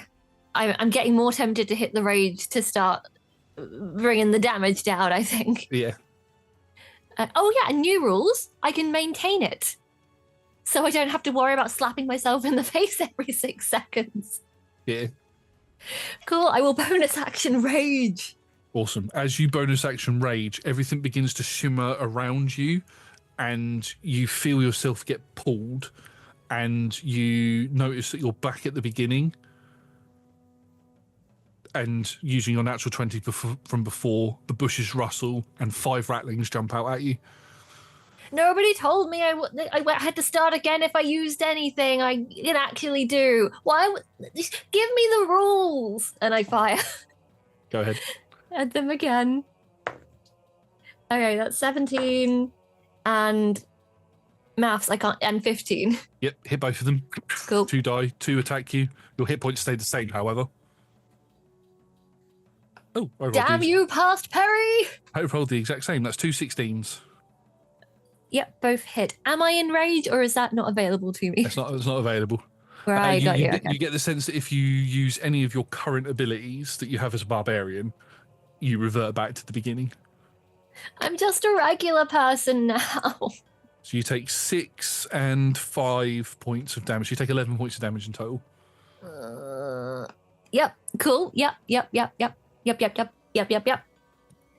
Great, I love this. I love this so much for me. And you can, I should say, just to be fair, you can choose to run. You don't have to fight them. Would Peri do that? I think we'll see how bad it gets. We'll see how this goes. If I get down onto my last legs, then running might be more. Do I get a sense that my healing ability would also be prohibited, considering that's an Asima or Angel blessed trait that would have carried across? I'd say you're intelligent enough to know that you could use your sort of species abilities still, but it's more you can't use what you currently are in terms of class. Okay, cool. That makes sense. I will try and hit these two coming at me. Then I will heal myself before the birds come. Yep. Okay, so that's a 19 for a 25 and a 10 for a 16. Yep, they both hit. Both disappear, and you can carry on running. You know that those harpies are coming now, so you'll get another round of attacks because they'll move and dash to get towards you. So you'll get a round of attacks before they get to you. So you've got 4 harpies on you now. Okay, before we do that, I am going to use my healing hands on myself before I know they've come to me, if that is okay. Yeah, that's fine. To regain 3d4 hit points, because I'm only on 20 now. So 2, 3, 4, 5, 6, 7, 8. So I'm just going to heal myself for 8. Okay, harpies. Yep. Let's have at them. How about the Wasn't harpies? Nat 1? Oh, okay. Nat 1 for a 7. The Nat 1's a Nat 1. Yeah. And then the other one is a dirty 20. Okay, so you hit one and one goes, but the natural one, the arrow sort of pings upwards and just flies directly up and doesn't do anything. But you are going to get 3 harpies swinging at you. Great. Love that for me. Oh my god. I should take a picture of that. I rolled a 2, a 6, and a 5 on the dice. So that's going to be a 6, a 10, and a 9. Hey! Damn dumb harpies can't even hit me. Yeah, so they swoop in, you're like, you're sort of getting the hang at this whole being nimble thing. You're realising, this is a trial for my previous self, not to tackle it like my current self. Right. Oh. But yeah, you're able to dodge and run a little bit further forward. As you begin running a little bit further forward, can you make me a perception check, please? Yep. 16. 16. So with a 16, you begin to hear more rustling in the trees as these harpies are flying above. And as you begin running, 3 wolves jump out. As these 3 wolves jump out and the 3 harpies are above you, you can see that just ahead, probably 50 feet, you'll be able to get there in a turn, is a ledge that you can get up to that will give you a defensible position against both ground and aerial assailants. Cool. I sprint. You sprint? And I can move at 40 feet when walking. So I can just kind of buzz there with my, Move, dash, get up there, and the harpies begin circling around at the top. You may have exposed yourself a little bit more to the harpies because you're not under the tree line anymore, but you've got plenty of rocks and things around you, so you can duck behind if they do go to swing at you. So you're going to get an AC buff from them, and the wolves have to get further to get to you. So you can now make your attacks against them. You will get 2 rounds of attacks before anything can get to you. Okay. Before the wolves can get to you. The harpies will get to you, but you'll have an AC increase. I will kind of mutter to myself, God, this type of fighting takes so much more concentration. Why can't I just hit things? Okay, so the first 2 attacks, that is a 16, and then a 16 on the dice makes that a 22. Yep, both hit. Cool. And then you said 2 rounds, so that's another 2 attacks. Yes. Cool. Yep. Many dice are being rolled. Nat 20. There we go. 26, which is nice. And then it's not so good. 11. Where would you like the shots to go? I think I would like the harpies a priority because they can come down on me. Yep. So you could do natural 20 to kill 2 harpies, and then 1 other attack to hit another one, and then because the 11's going to miss either target, and then the other attack can hit one of the wolves that are attacking you. So there'll be 2 wolves left after all of that. Cool. Sounds good. Yeah. So with all of that, that was how long it would take for the wolves to get to you. The harpies would have got an attack against you with an increased AC on your side, but you've killed them all, so that's fine. The 2 wolves sort of make their way up, and they're going to attack you. Mm-hmm. Oh, that was a 19 on the dice and a 17 on the dice. Okay, so that is going to be 22 to hit and 20 to hit. I think they both hit. Yeah. That is going to be 9 points of damage and 9 points of damage. Great. I'm looking bloodied. But I'm gonna try and take these 2 wolves out. Yep, make me 2 attacks. Nat 20 again. That'll just kill both of them. Oh, cool. Yeah, cool. Yeah. Wonderful. Sort of hits into one of them, sort of goes straight through the jaw, bounces up and hits into the other one and takes it out. They just disappear into mist. And you can carry on running, and it doesn't take you too long. Nothing else appears around anywhere until you get close towards where the castle is. And as you get towards the castle and begin making your way up the hill to get towards where the drawbridge is and everything, you can see that there are guards all along the tops with bows and arrows, and they begin notching the arrows to begin to fire at you. You can see that they haven't got any faces. They look almost like they're made out of wood, and they begin firing their arrows down towards you. However, you do notice with your keen perception that there are markers that you can sort of hide behind along the way. Basically, this is just going to be a roll me 4 dice to hit them. You're not going to get hit by them, basically. If I do miss any, can I make the conscious choice to kind of move unpredictably in like a zigzag to make myself a little bit less? Yeah, you can do that. I'm trying to think like a smart dragonkin. Yeah. And I think that's the kind of thing they would do. Yeah, go for it. Okay, what would you like me to roll? 4 ranged attacks, please. 4 ranged attacks, okay. So for some reason, whenever I need to add +6 to something, my brain just freezes and I can't do it for a minute. I'm like that when it comes to adding 7. 22, 23. So 23 on the first one. Yep. Then a 17 on the next one. Then a 16 on the next one. Yep. And then 18, 19, 20, 21, 22, 23, 24 on the last one. So as you begin firing these arrows up, you use what you said, that sort of tactical knowledge that you're trying to think like more of a ranger type, and you duck between covers, you make your way up and you begin pinging them off. They sort of fall off of the wall. And as you're using this tactic, you watch as the drawbridge opens.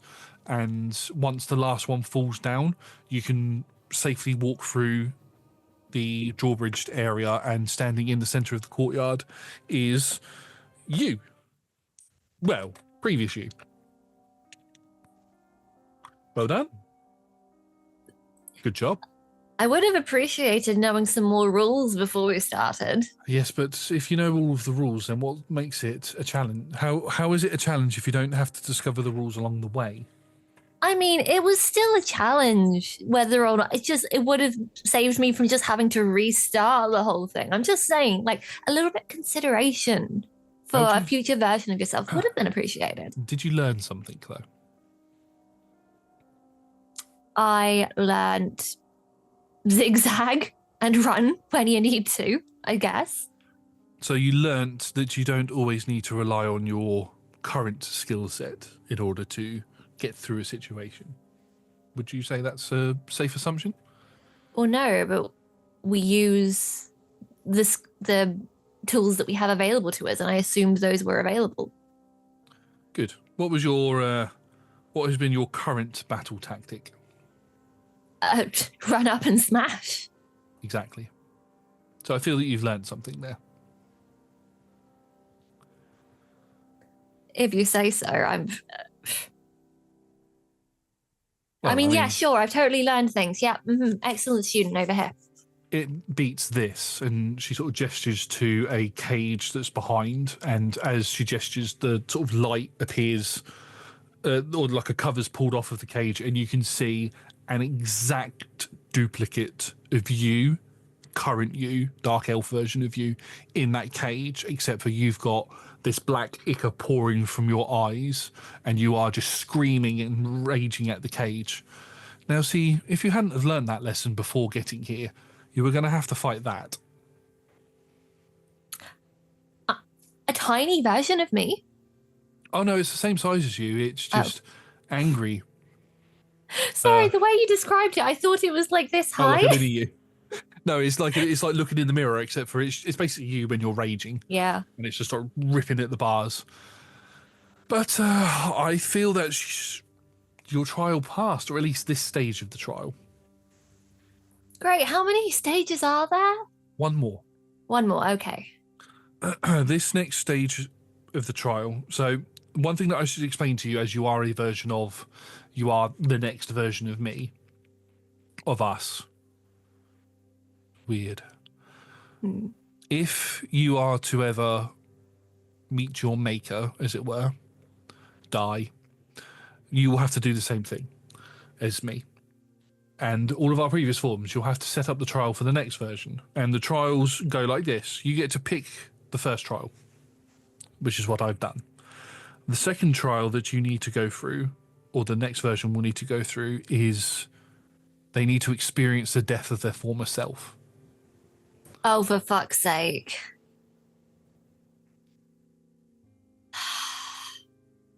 And I know you've had some memories of what that entailed, which is a little unheard of, but it's good that you're going in prepared, is what I should say. So you are now going to take on the form of myself back in our previous life, my life.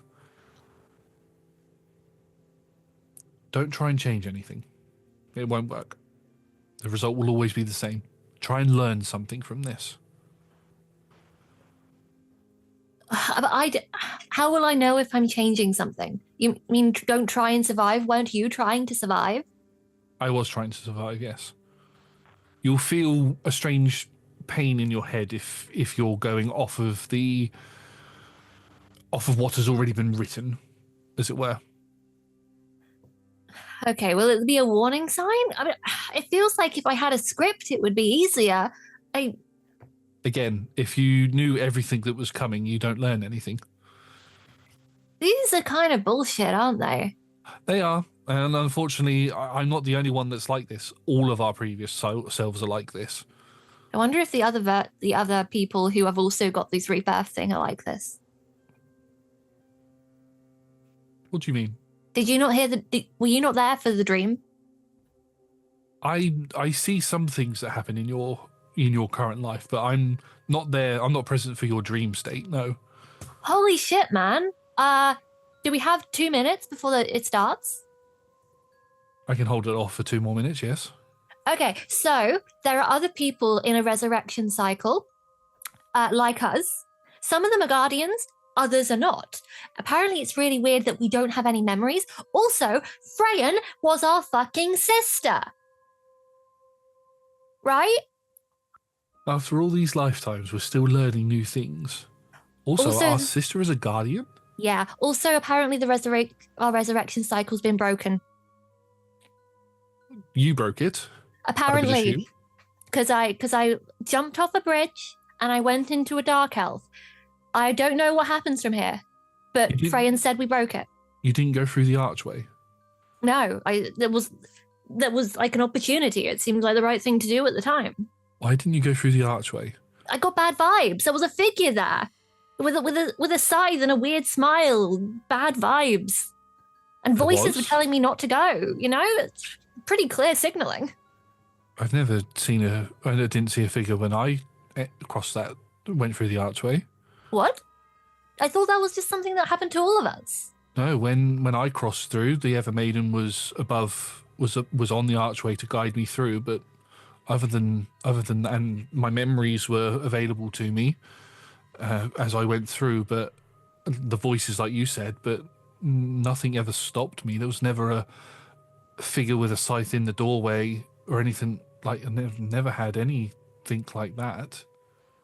I don't know if any of our previous lives have had that. You'll have to ask them when you go through the books. Yeah. Oh, what if the figure broke the cycle? The figure forced us to break the cycle.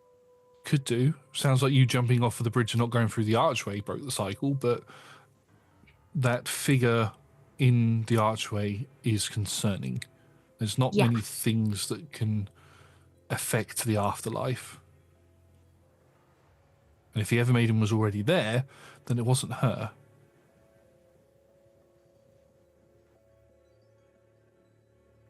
That's concerning. Anyway. Yeah. More than a little concerning. Let's get me through this death. Let's focus on this trial. And she sort of places her hand on your shoulder, and everything begins to turn white and sort of zoom around. And you watch as her form begins to turn to this sort of like liquidy dust and begins sort of attaching itself to you as you take on her appearance. And you become Peripatea. You are Peripatea, but you become in this one shot, in this one-on-one. I said to Evie at the beginning that I'll be referring to the current character that she's playing is Peri, and the previous version is Peripatea. So you're Peripatea now, and you sort of zoom round, and you are in a familiar setting.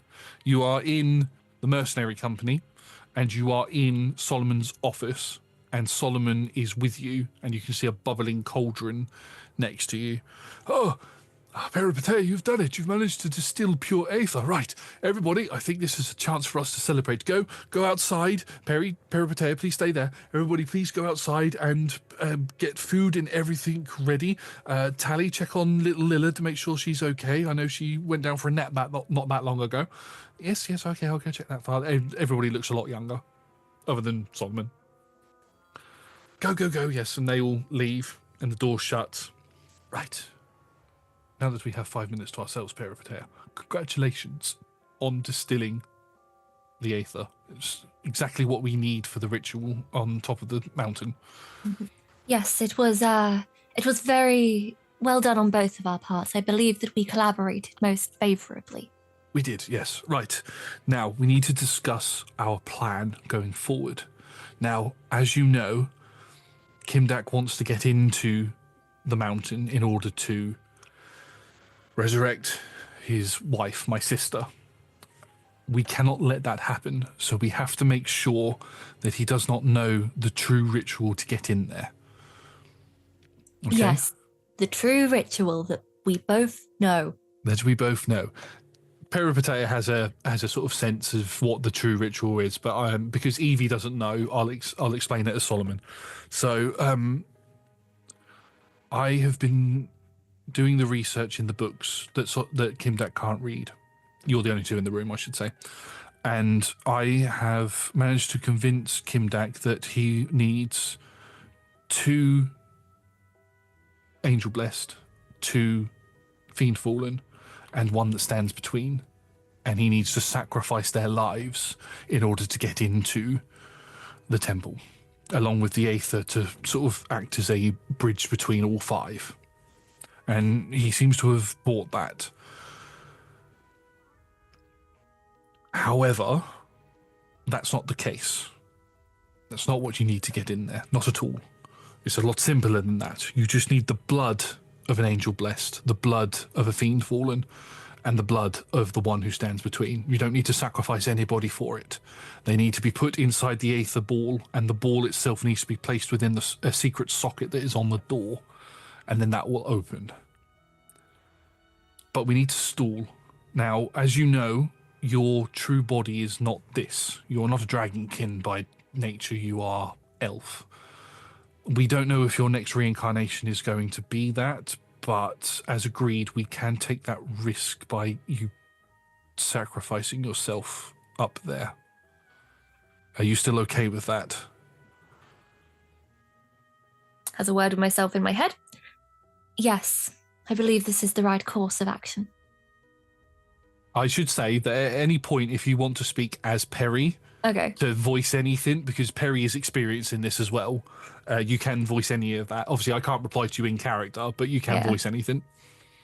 Oh, we sacrificed ourselves, did we? That was some handy dandy little bit of information that would have been helpful in processing trauma. But yes, it is the right course of action. Good, right. Now, I'm going to be perfectly honest with you, Peripatea. I would have been willing to have sacrificed any of those people out there in order to keep you alive, but in order for things to move forward, we need you in the correct body. And until that happens, we can't stop what's coming. The coming darkness, we can't stop it. We can't resurrect those we can't bring back what needs to be brought back. There is something that I didn't tell you about the temple that I will tell you now. Mm. I've been in the temple before, deep in the temple. I know how to open all of the doors and get in there. There is something dark and something ancient in there. And when I say dark, I don't mean evil. But if Kimdak gets in there and gets to it and uses the magic that it provides to resurrect his wife with the malice that is in his heart, he will corrupt the being that is in there. Corrupting that being will be apocalyptic to the world. This sounds an awful lot like you're speaking of primordials. Yes. Ah, I understand. Why could we not simply have spread information that it wouldn't have brought them back? But yes, grave danger. Grave danger. As you know, through the books that I have here, the primordial of the ocean was awoken 35 years ago. Josh had to remember timelines in his head, and was corrupted by an ancient magic. The primordial of the land has yet to be discovered. The primordial of the sky is what lives in that temple up above. Bahamut. Okay. Remind me which was the one that was not corrupted the first time. Bahamut. Oh, so it's the final piece in a very long puzzle. Yes. It seems pretty flimsy security to keep them safe. I'm the only person that knows how to get in there. There are multiple trials and multiple challenges in order to get to where Bahamut sleeps. I'm the only person alive who knows how to get there. Well, I know something about trials and challenges. Wink. You've done plenty of them, and he gestures, and you can see that there are 4 books sort of on the table that are all in your handwriting, and they're all journals. They're the journals that you know that you need to get. Mm-hmm. Obviously, the one that you're currently doing the trial of is in your hand because you're writing in it currently, or you have been writing in it, should I say. I need to say, yes, all of my journals that we have available to us that you have so gratefully kept safe and given to me upon my rebirth. Every single one of them. Every single one of them is here, yes. Peripatea giggles inside their head. Yeah, he's I mean, you don't need to roll an insight check as Peri. You can tell that there's a look on his face that Peripatea hasn't noticed, but Peri does, where it's like, shit, because there's a one in the bookcase right behind that they don't know about, and there's 1,000 in thousands the of them in the basement that this Peripatea doesn't know about. Mm-hmm. We're going to be heading up. I'm not doing Solomon's voice. We're going to be heading up towards the temple tomorrow morning. I suggest you get any final rest that you need to, and prepare your journal ready for the next ritual. I will look after the books the best that I can, and as agreed, I will find your new form when you resurrect, but I won't disclose to them too much information just to not overwhelm them. Well, you could disclose a little bit. I will.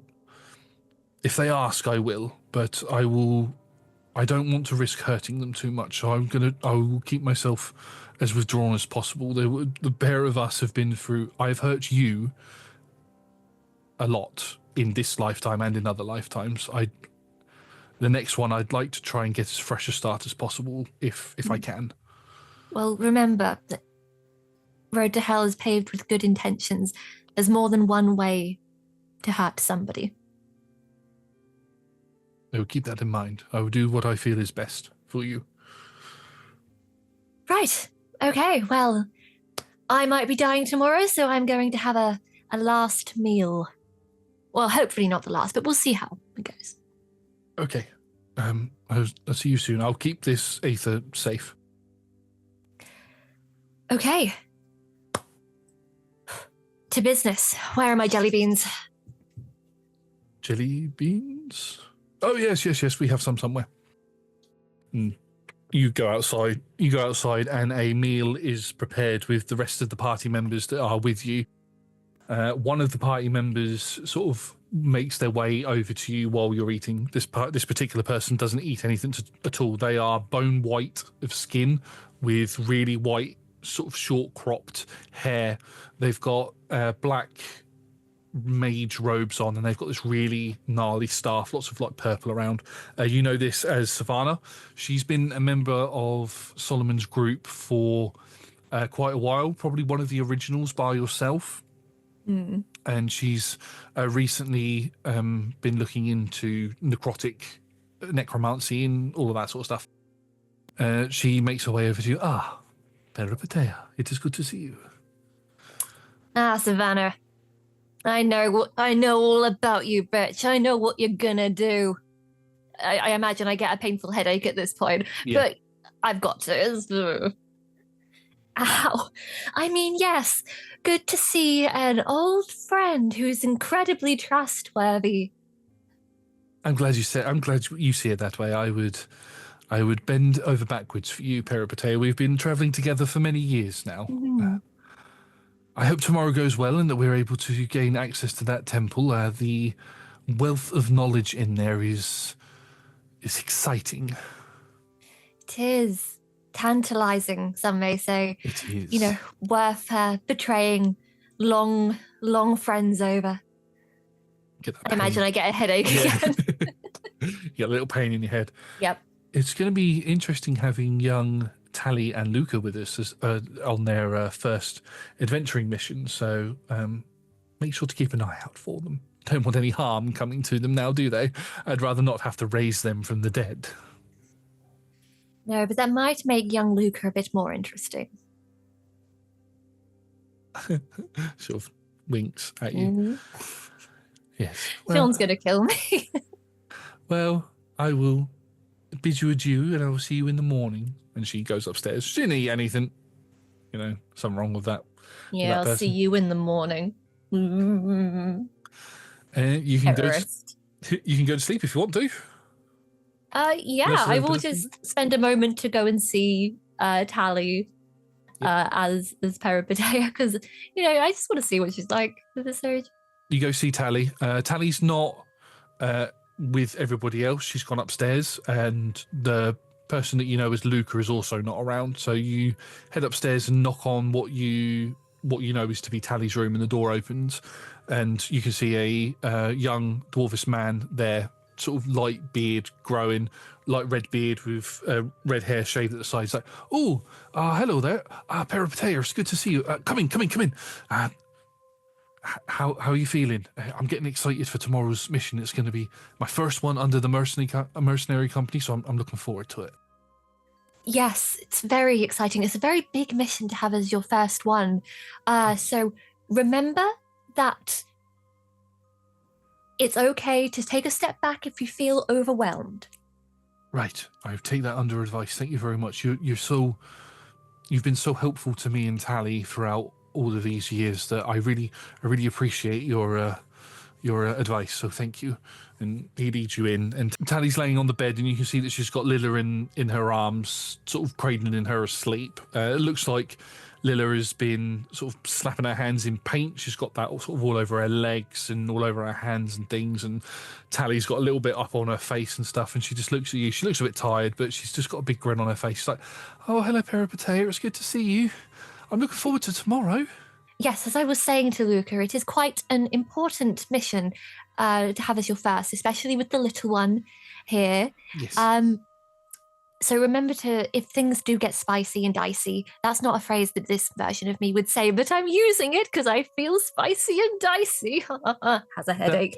Yeah. Okay.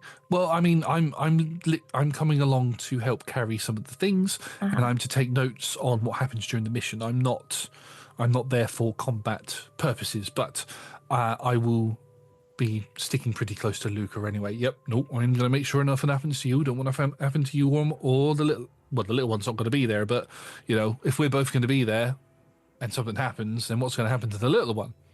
Mm. Yes, exactly. Good to have the plans. It's just you're both so dear to me, and if something unfortunate were to happen tomorrow, I just want you both to know that I'm very proud of you both and your little family that you've got here. Thank you, Peripatea. That's lovely to hear from you. Yeah, thanks, Peri. Peripatea, sorry. They all call you Peripatea. Thank you, Peripatea. Right, I'm going to get this little one to bed now. I can come down for a few drinks in a little bit if you're up for it, or are you going to go to sleep? I think I might need my rest. Prepare some special arrows, that kind of thing. Okay, right. Well, I'll see you in the morning then. Okay, see you then. Right, and you can leave and you can go to your room for a sleep. And you wake up the next morning. I don't think this version of Peripatea needs to hit the long rest button, but if it does, then hit the long rest button. You're fine.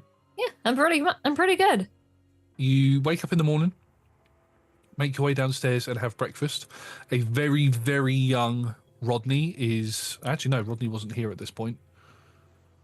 Scratch that, Rodney's not there. But a very, very young orcish gentleman is working in the kitchen area. And he brings out the food and prepares it and everything. He's the one that's going to be looking after Lilla while everybody's gone. As you are all sat there, the door opens and a much younger version of Kimdak walks through. And he's got a big grin on his face, and he's got his sort of moves his armor around and things as he walks in. Looks like he's strapping some weapons to his sides and things. Like, all right, everyone. It's good to see everyone's all right. Are we prepared for today's mission? Peripatea, how you doing? Well rested, thank you, Kimmy. Kimdak. Right, yeah. I heard some exciting news last night. You were able to get some of that Aether stuff? Yes, it's looking quite promising. Good, right. So a lot of hard work. So it's just awesome. Okay. Now, I've been told a little bit about what needs to happen in order to get through the door. I don't fancy doing that, so we're going to try a different way to get in. Solomon, do you want to tell everybody? Yes, I will. So, as you have all been made aware, the way to get into the temple is a little bit extreme from what we've discovered. Requires a lot of sacrifice in order to do it.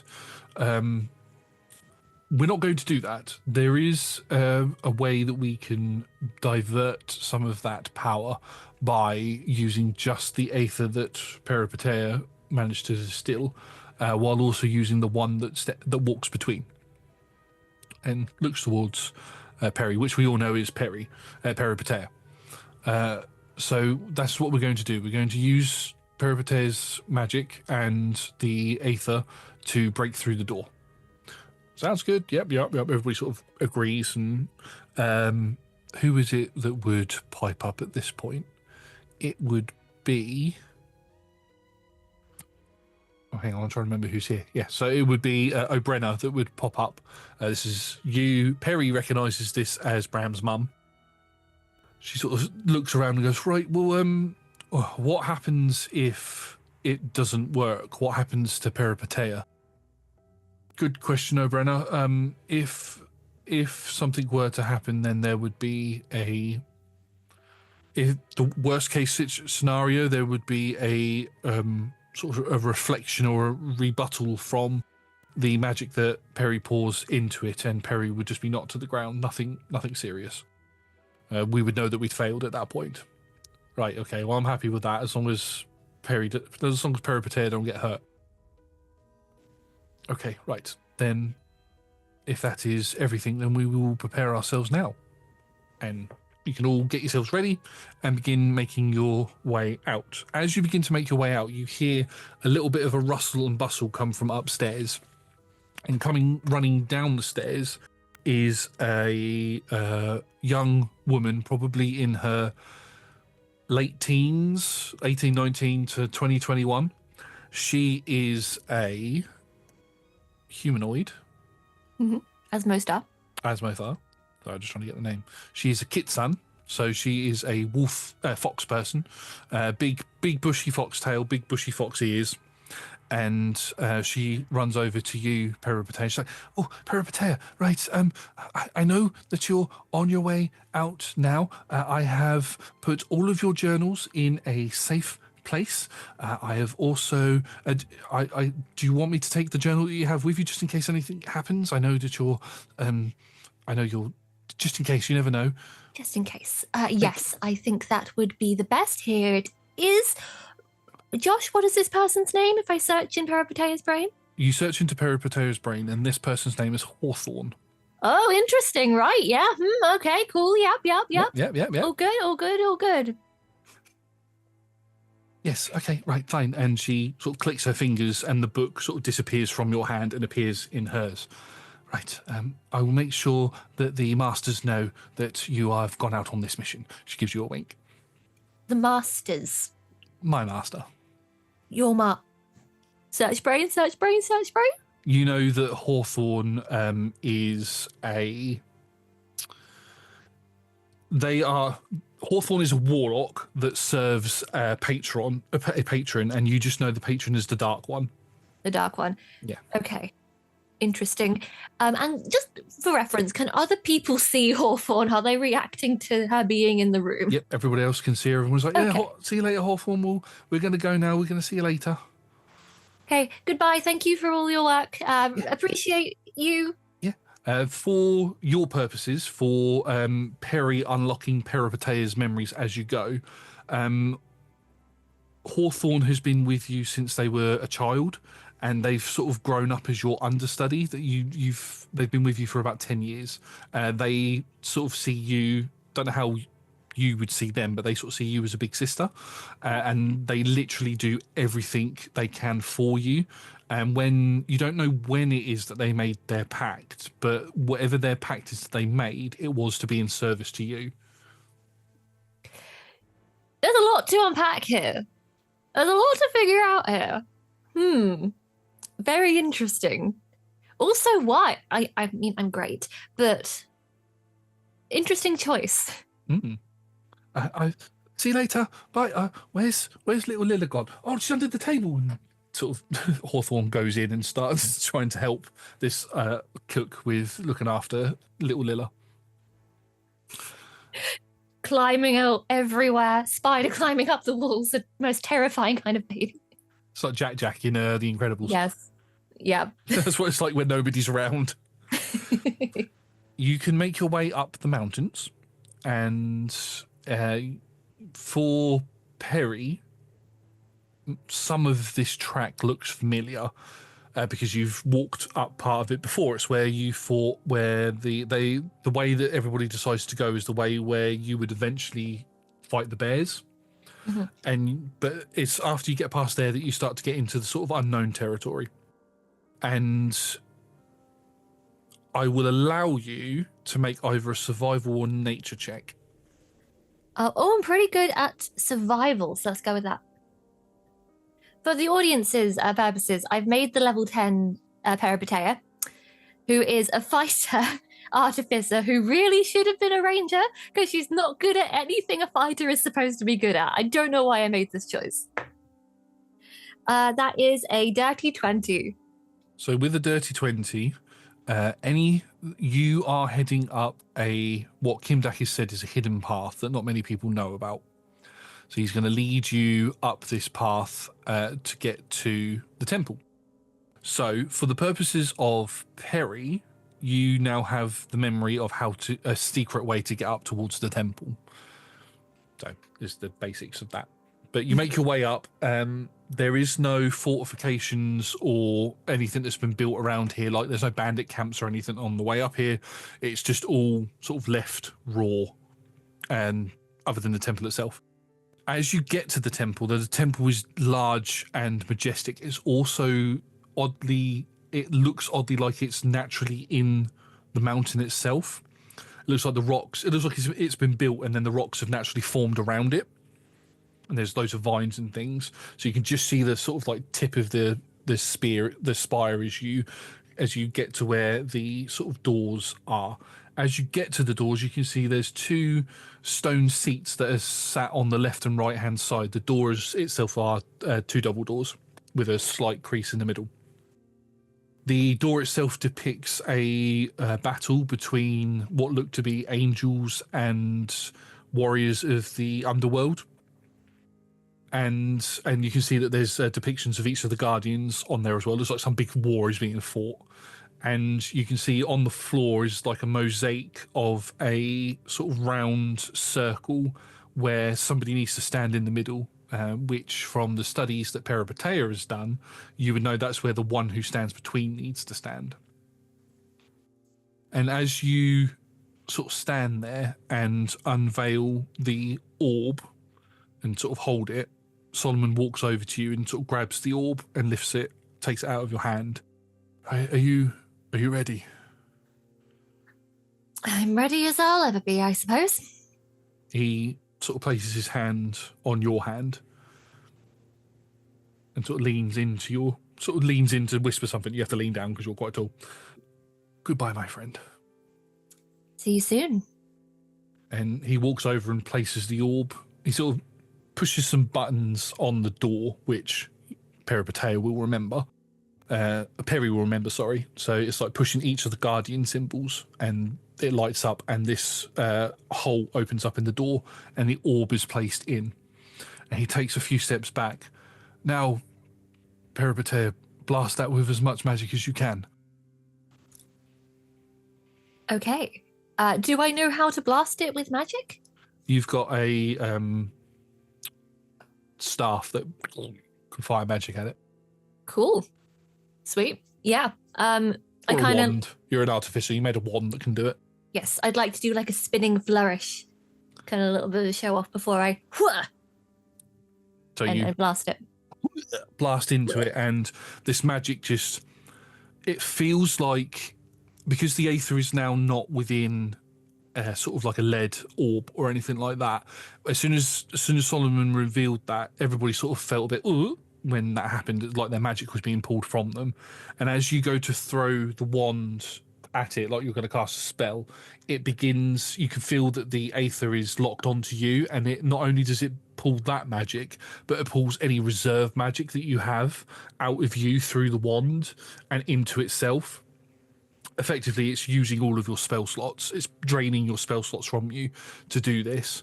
And it begins whirling and twirling. And as you're stood there, you go to move, but you find that you're locked in place. And Solomon moves back towards Kimdak and sort of pushes everybody back. You can see Tally has sort of moved behind some rocks with the big backpack on her back, and Luca is sort of stood in front, trying to shield the pair of them. You can see that Savannah is stood there with her arms crossed with a big grin on her face. Kimdak has a look of both worry but excitement on his face. Some of the last things that you see before you're blasted is Solomon is crying, although he's keeping himself separated from everybody else. You can see the 2 tieflings, Hera and Gilmore, are both stood there. They're sort of preparing magic to sort of protect themselves. You can see O'Brenna and her husband, as well as Mary Lighthoof and her husband, because names I can't remember all of them, are basically the entire team is there, and they are preparing to go to you, and like if something were to happen to you, and to defend themselves if a magical explosion does happen. As this ball sort of swirls and twists and turns, it stops, and everybody's like, okay, what happened there then?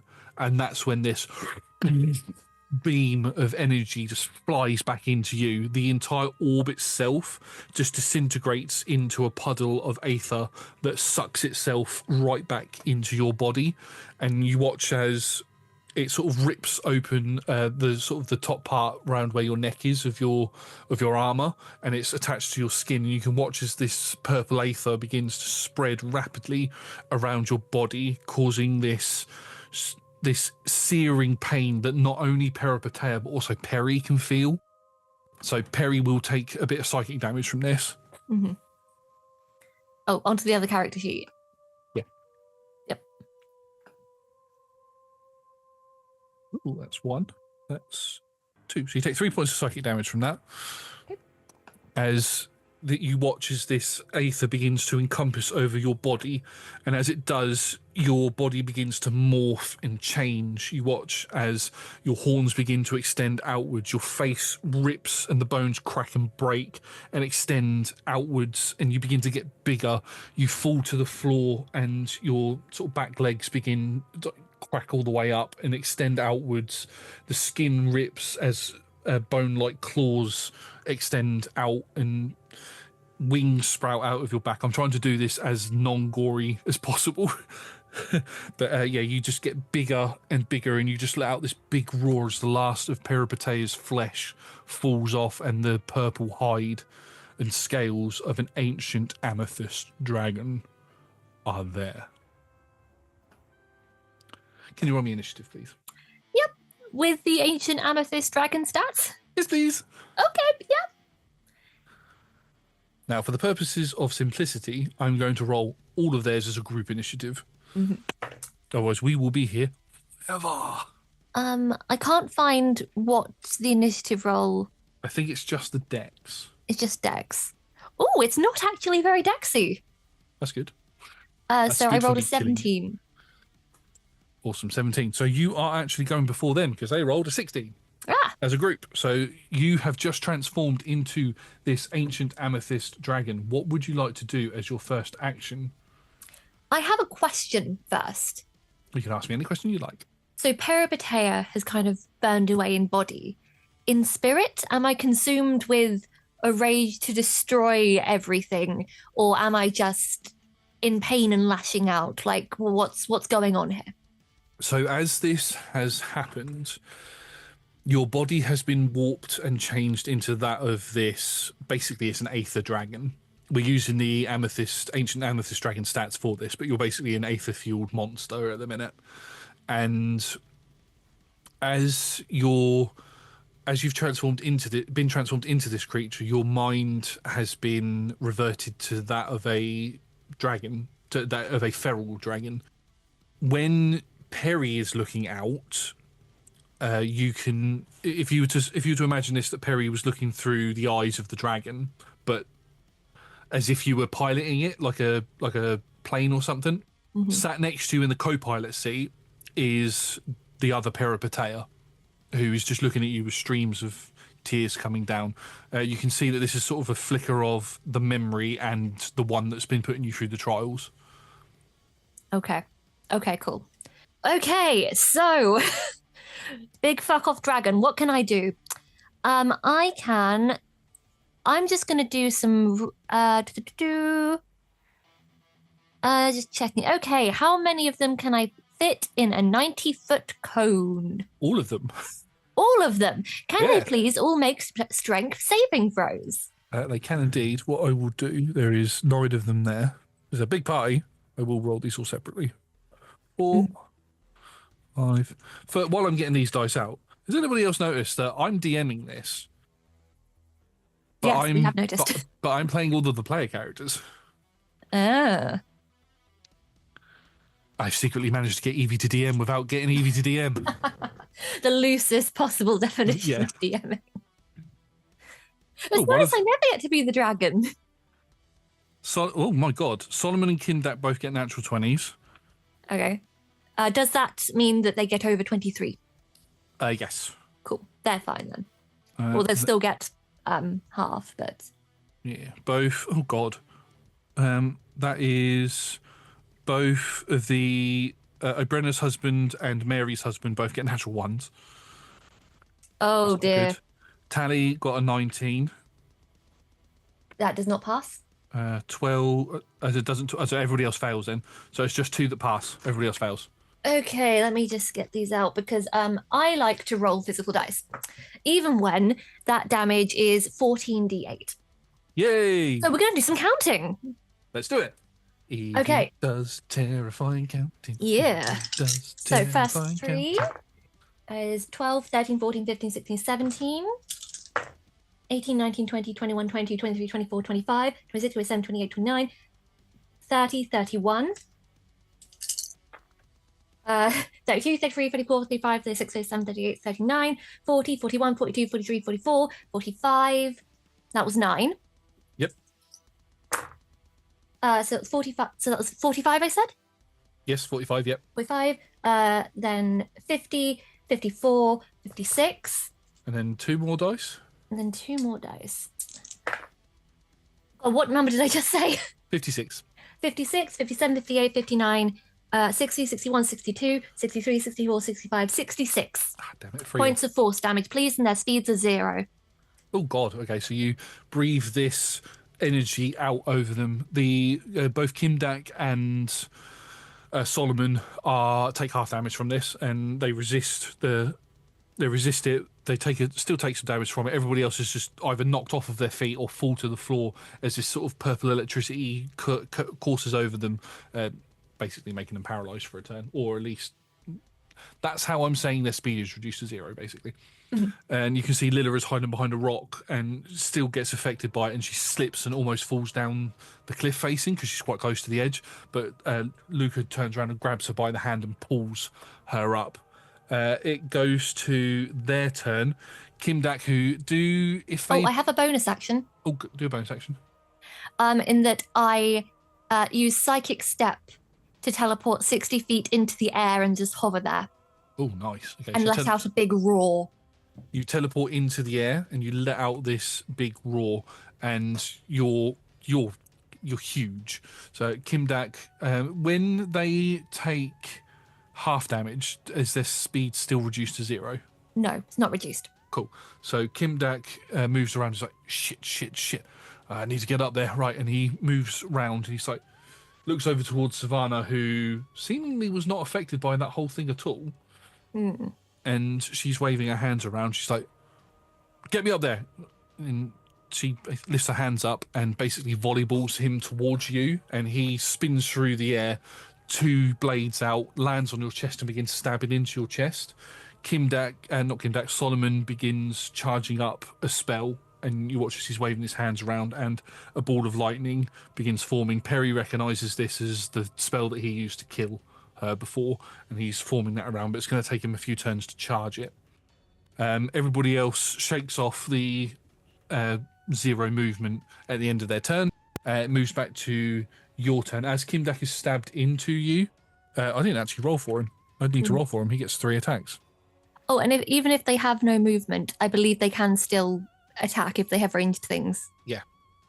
Not many of them have got ranged things. So that's a natural 20, a 22, and a 21. All hit. Okay, so the 22 is going to be 12 plus 9, which is 21, plus 4. It's 25 points of bludgeoning slashing damage. Okay. And then we've got another 14 and another 10. Another 10. Give me 2 seconds while I do long addition. That's all right. Okay, there we go. Hardly Awesome. a scratch. And then it moves back to your turn. As you've been hit by these attacks, you regain a little bit of your consciousness, but you realise as Peri is sat there and you turn over towards to look at the other Peripatea, the other Peripatea's form has completely changed to that of something with dark black in their eyes with pink irises, jagged teeth, and the horns are sort of gnarled and broken. Basically, the Peripatea has turned evil on the inside as well. So you have your brain and you are now evil. This is my dream, Josh. Yeah. You know I love being evil. Yes. I know you intended trauma to me, but the trauma would have been turning me good. Yes. Should have done Yes. that. Holy light washes over you and you're suddenly good. Ah, God, why? Why? No! But yes, very evil. Um. Okay, I'm gonna be evil. Well, no, I'm gonna wait for the really evil thing. Okay. I'm gonna swoop down. I'm gonna do multi-attack on one on Solomon. Yep. See how that goes. I'm gonna go with a bite. With my big old chompers. They're a nat 20. Oh dear. Yes. Plus 15 for 35 to hit. Yep. Hoping to break his concentration on the thing, because I think that's what I would do as a evil dragon. Yeah. Okay, and that is... Okay, so 2d10 plus 8.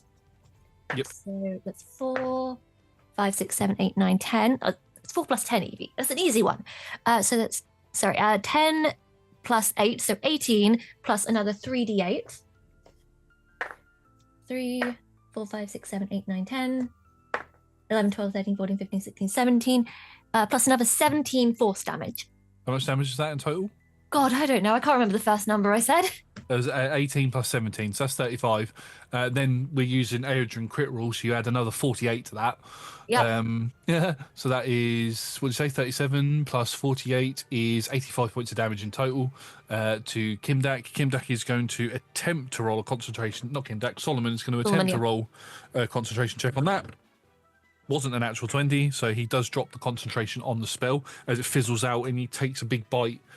Take a big bite out of him. He's like, I wasn't expecting this, and his form just sort of changes into mist, and he moves out of your bite and reappears, and he stumbles to the ground. Okay, and the multi-attack is I'm going to hit Kimdak with a claw attack as well. Yep. Or do I go for the downed old man? No, I think I'd go for the person still up in a feral state. Yeah, just sort of stabbing you in the. Yeah, sorry, chest. this is evil Evie taking over. Do I hit the old person when they're down? Don't give me these choices. It's another plus 15, so that is a 31 to hit. 31 will hit. Cool, and this that is terrifying. Yeah, right? I should play dragons more often. Yeah. Okay, so it's 2d... Is it less damage? Thank God. It is 2d6 plus 8. That's an actual manageable amount. To be fair, though, the last attack was a critical hit. Yeah. That's true. So that is only 16 slashing damage. Okay. My multi-attack. And then, yeah, we're running a little low on time. I'm going to be evil. I'm going to do it. I'm going to make that choice. I'm going to use my bonus action to change my shape into baby Lilla. So as you do these attacks and everybody gets prepared to attack you, your form turns into a purple mist. As you've landed on the floor, Kimdak falls away. As he goes to stab at you, out of the sort of mist comes little baby Lilla, who's sort of goo-goo-garing, running around, and he goes to stab you, and Solomon runs up and tackles him to the floor. And is that the end of Kimdak's turn there? That's the end of your turn. Oh, it's the end of my turn. Yeah, sorry. Completely. Whew. I'm drunk with power. Yeah. Everybody's like, what do we do? Is that Lilla? Is that Lilla? As Tally sort of goes to run over to go to pick you up, and Luke is a bit unsure, and you just watch as a staff just blocks their path as Savannah steps forward. Really, Peripete? You're really going to do those tricks on us all now? I roar. Roar! But it's not a baby roar, it's a full dragon roar that comes out of Lilla's mouth. And I imagine like the jaw unhinges a little bit with sharp teeth. Yeah. Yeah. And that's child's play. She cracks her fingers as electricity forms around them, and your form begins to morph and change, and you're blasted back and you transform back into giant dragon as they all look at you to attack. They don't look very friendly anymore. A lot of them are crying, and yeah, you're about to get a lot of attacks at you. So we're going to start off with in fact, I'm going to start off with Savannah. She is going to fire an attack at you. Mm-hmm. That's a natural 20. That hits. I say an attack, it's actually a spell. So that is I do my crit rules slightly differently for spells. So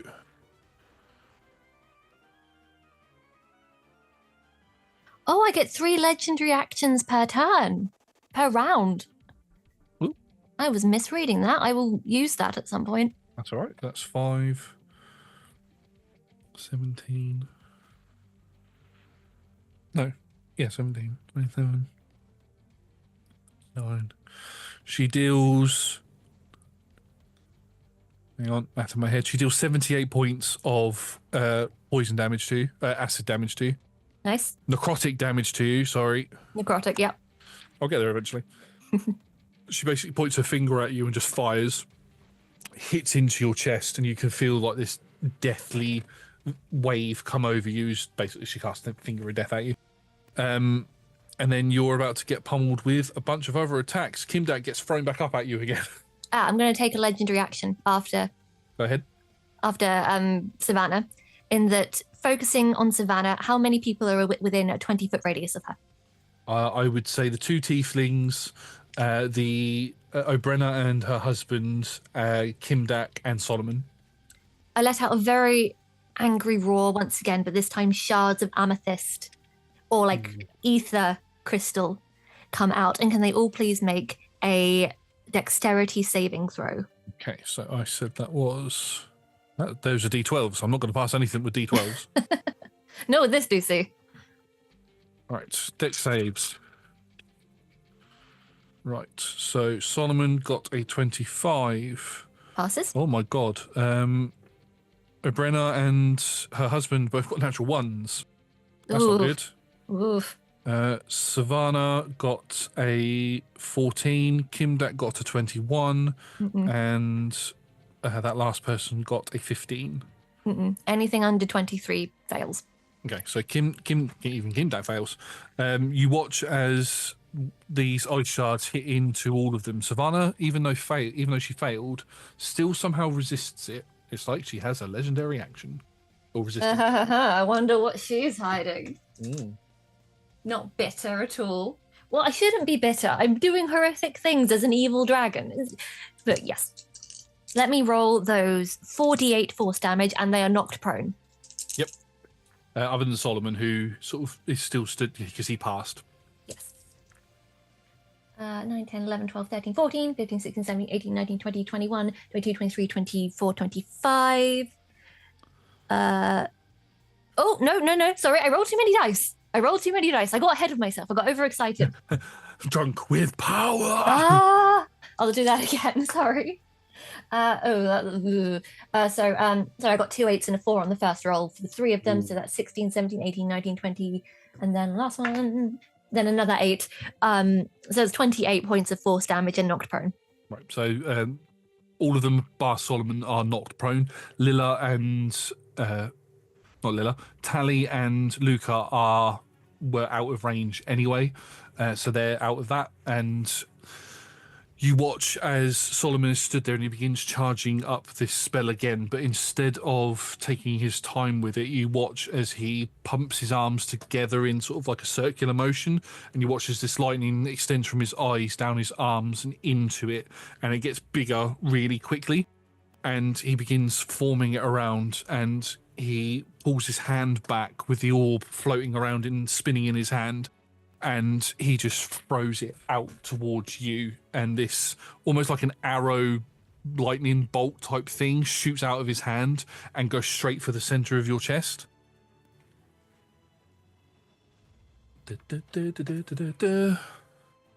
This is going to be a 27 to hit. Oh boy, does that hit. That was very nice. You watch as this attack hits into you. He sort of crushes his hand together as blood begins to pour out, and this thing, almost as it's sort of embedding and pushing itself into your chest, lets out a minor explosion on the inside, which causes more pain to rack through you. Solomon has a special ability that when he hits with an attack, he can sacrifice some of his life force to make it a critical hit. Ooh. And that's what he's going to do. Because, he's powerful. Yeah. Yeah, he is. Sorry, this is a lot of dice. That's okay. I'll wait. I'll vibe in my feelings over here. Drunk with power, but also what a way to go. You know? So we've got that, plus that, plus that, plus... What is that on the dice? That's a 3. I've got some elven dice that are sort of waterproof. Not waterproof, that are watery looking ones, but they're also see-through, so you cannot see them in the dark. They are daytime dice. Daytime dice. Even in the daytime, they're hard to read. That is 210 points of damage. 210. Let me do some addition. And then still up. As he fires that into you, and the explosion, it rips open your chest, and you can see as this purple blood is beginning to pour out and sort of slaps onto the floor. How injured are you? So I have 444 points of hit points overall, and I've taken 337 points of damage. So I've got about another 100 in me. Awesome. And he's going to take a step back, and he's going to begin to try to charge up again. He looks around at his allies, and the spell changes from lightning to like a light magic as he's preparing to cast a healing spell instead. That makes it your turn. Okay. 1 second, please, while I read. Because I have spells I can do if I want to, so I just need to have a look at those.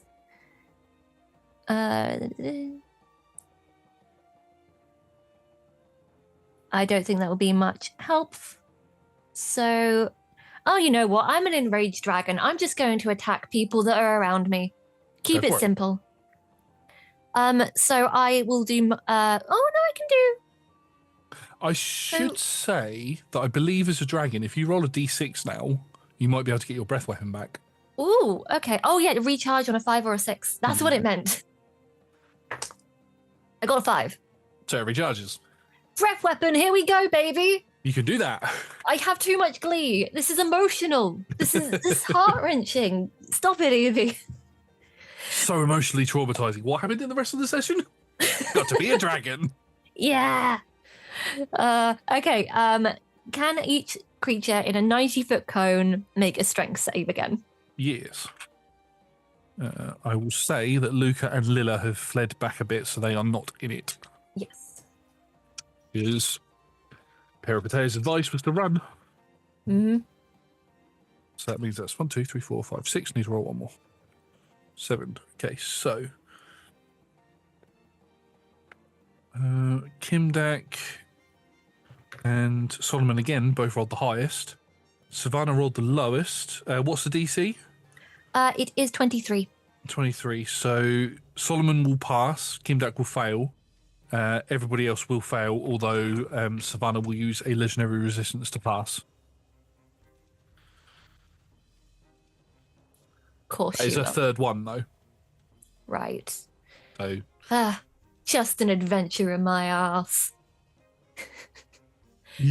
Okay, here we go again with the 14 d8s. I apologize for the amount of counting in this episode. That's fine. We're all about math over here. Yeah. 8, 9, 10, 11, 12, 13, 14, 15. You're on 3 dice at a time, aren't you? Mm-hmm. Cool, I'll keep track. 17, 18, 19, 20, 21, 22, 23, 24, 25, 26, 27, 28, 29, 30, 31, 32, 33, 34, 35. 36, 37, 38, 39, 40, 41, 42, 43, 44, 45, 46, 47, 48, 49.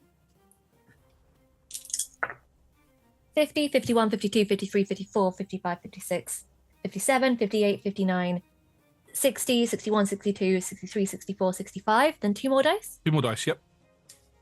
65, 66, 67, 68, 69, 70, 71, 72, 73, 74. 74. So Savannah and Solomon will take half of that. Everybody else takes the full amount. You watch as Obrena, her husband, Mary, her husband, the 2 tieflings all fall unconscious on the floor. And Savannah looks quite wounded, but you can see that she's beginning to heal up in places. Solomon looks like he's pretty roughed up as well, and Kimdak looks like he's really roughed up. But Kimdak looks bloodied. Solomon and Savannah look like they can still go a few more rounds. Okay. Yep.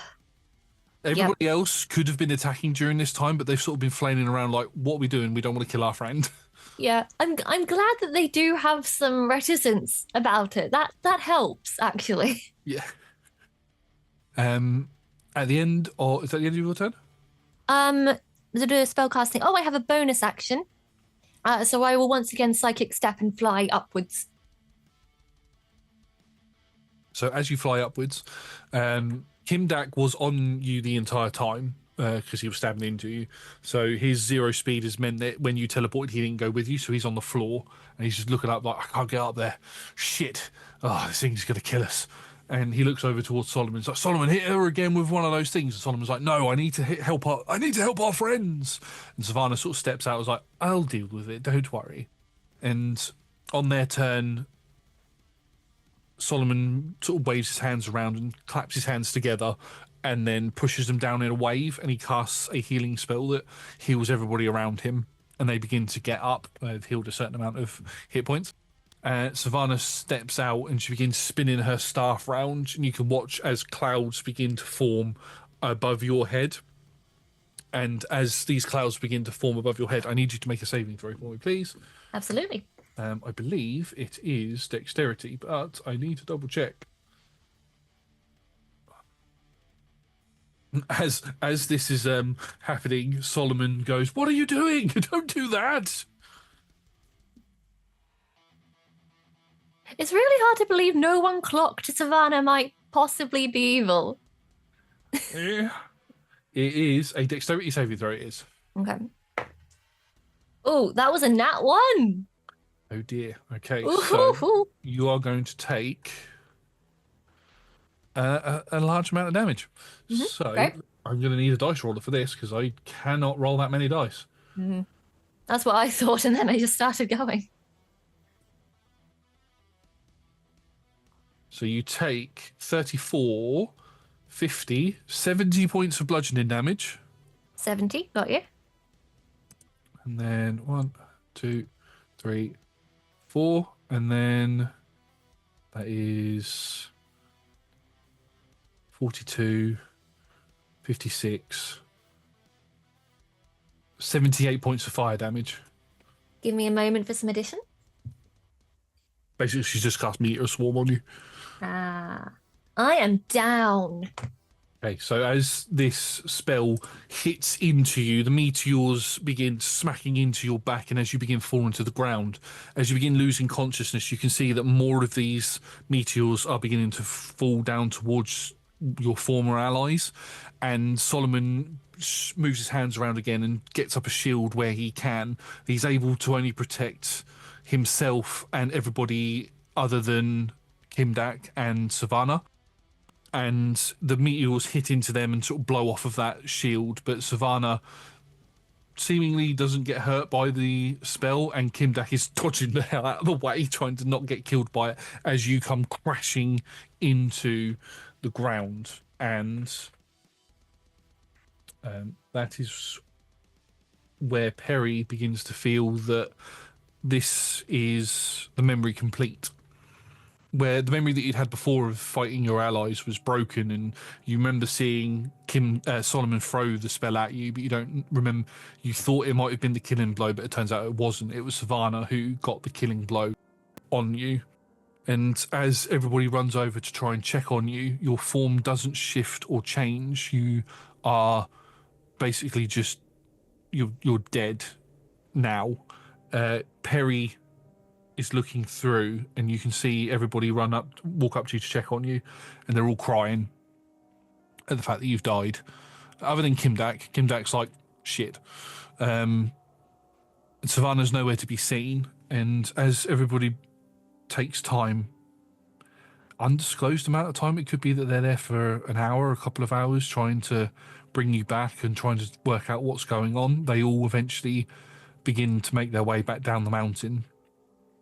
And you, Peri, overhear a conversation between Kimdak and Solomon. Kimdak walks over to Solomon and is like, well, that didn't bloody work. We need to go get ourselves another one that stands between, didn't we? We've got to get this door open. And Solomon just looks at him and is like, what? No, we've just lost our friend. We can't be looking to get into this place, not yet. And Kimdak gets angry. No, I need to get my wife back. I don't care how many people I have to sacrifice to get her back. I want her back. And that's where, for the first time ever, you see a bit of anger come across Solomon's face, and he slaps Kimdak across the face, and you just hear a thunderclap as that happens. And it sends Kimdak stumbling across the ground, and they just look at each other, and that's the point where you realise that they stopped being friends and they go their separate ways. And it's at that moment where you see Savannah appear. When everybody's gone, she sort of slinks out from the shadows and kneels down towards your body. One piece of the final puzzle that I need. Let's go start a rising, darling. And you watch as she sort of touches your body and it begins to dissolve and forms into a draconic bracelet that wraps up her arm. And then everything goes white again, and you are back in the void, stood opposite your other self, who is looking at you with a completely deadpan face. Well, now you know what happened to us. Yeah. I don't know if I'm better off knowing or not, but Unfortunately, you need to experience the death from all of our previous selves in order to gain our memories. Some of them are a little bit happier than that. You know, there are times where we did die of old age. Other times where we slipped on a slipper and broke our neck. You know, it's just depended on the life. Yeah. How would you feel if I tracked down Savannah and even the score? I'd appreciate that. I mean, I will appreciate that. I'm about to become a part of you. You won the trial, which means I become a part of you rather than you become a part of me. I know that sounds weird because we're the same person, but it's dependent on the personality that takes over. Even though we are the same person, we have different personalities. Yeah, I got that. I got that. You speak very fancy-like. Good. It's a really complicated way for the Dungeon Master to say you're basically the Doctor. I mean, I wouldn't go that far. Because I literally morph into other people's bodies. Yeah. The Doctor, if Time Lords were parasites. Yes, basically. Just promise me one thing, please. Now that you've unlocked my memories, you'll have access to everything that I knew. Anything that I learned from doing my own trials is still locked to you. It's a really awkward way of doing things. I know, I don't understand why, but you'd have to take that up with our original form if you can ever find that book. Is it the one in the magic cage? I know about that book now, which is highly annoying because it was only within my reach when I was in the office. Yeah. Looking at it through your eyes, I wouldn't be surprised if it wasn't. If it was, sorry. Uh-huh. Okay. Some of your friends are going north to get the translation device needed to read ancient text. So hopefully that device will allow you to read the book once you can get into it. In the meantime, your mission is to get the other journals, which, from what Solomon said, the crying beggars have. Yeah. And you're going to talk to them, so hopefully you'll be able to get those books back. Yeah. This is such a long-winded quest. It is. The Guardians get all their memories as is, it sounds like. Yes. That wasn't something I was aware of, so it'll be interesting to find out from the other lives. If at any point you are able to come across any other books that I do not know of, I only know of the 5 that we are currently looking at. If there are any more that you can find, do the ritual with those as well. Get as much knowledge as you can. Even if it feels insignificant, it could be the key to everything. I will. I have one final question before we merge, because it's good to have a conversation. Yeah. But we've established that Solomon has hurt us a fair bit, as well as been a friend in other ways. Do you think it's possible that some journals lie with somebody else that we've trusted before? Or if they're all with the old man? I wouldn't say no. One thing that I am interested about is Abacathus. Everything's calling me to Abacathus. There are very few figures in the world that live for a long time. As we have recently discovered, Solomon is one of those figures. And what I mean by lived long time, I don't mean reincarnate like we do. I mean actually been alive throughout the whole thing. Another figure is the Queen of Abacathus. So if there was anybody else who might know of any additional books that there are, would be her. If she will see you from... Even when I was alive, it was difficult to get an audience with them. I'm sure I can find a good reason. Maybe Jellybean Run will take off and she'll want a tasting. I would stick with Elodie on that. I think Elodie's got a line in to speak with the Queen. The Queen? I thought she was just a student. No, the Queen of Abacathus. I mean, Elodie has a connection. There's a connection there. I thought that she was just like a... Is she? Like... Are you talking about Elodie? Yeah.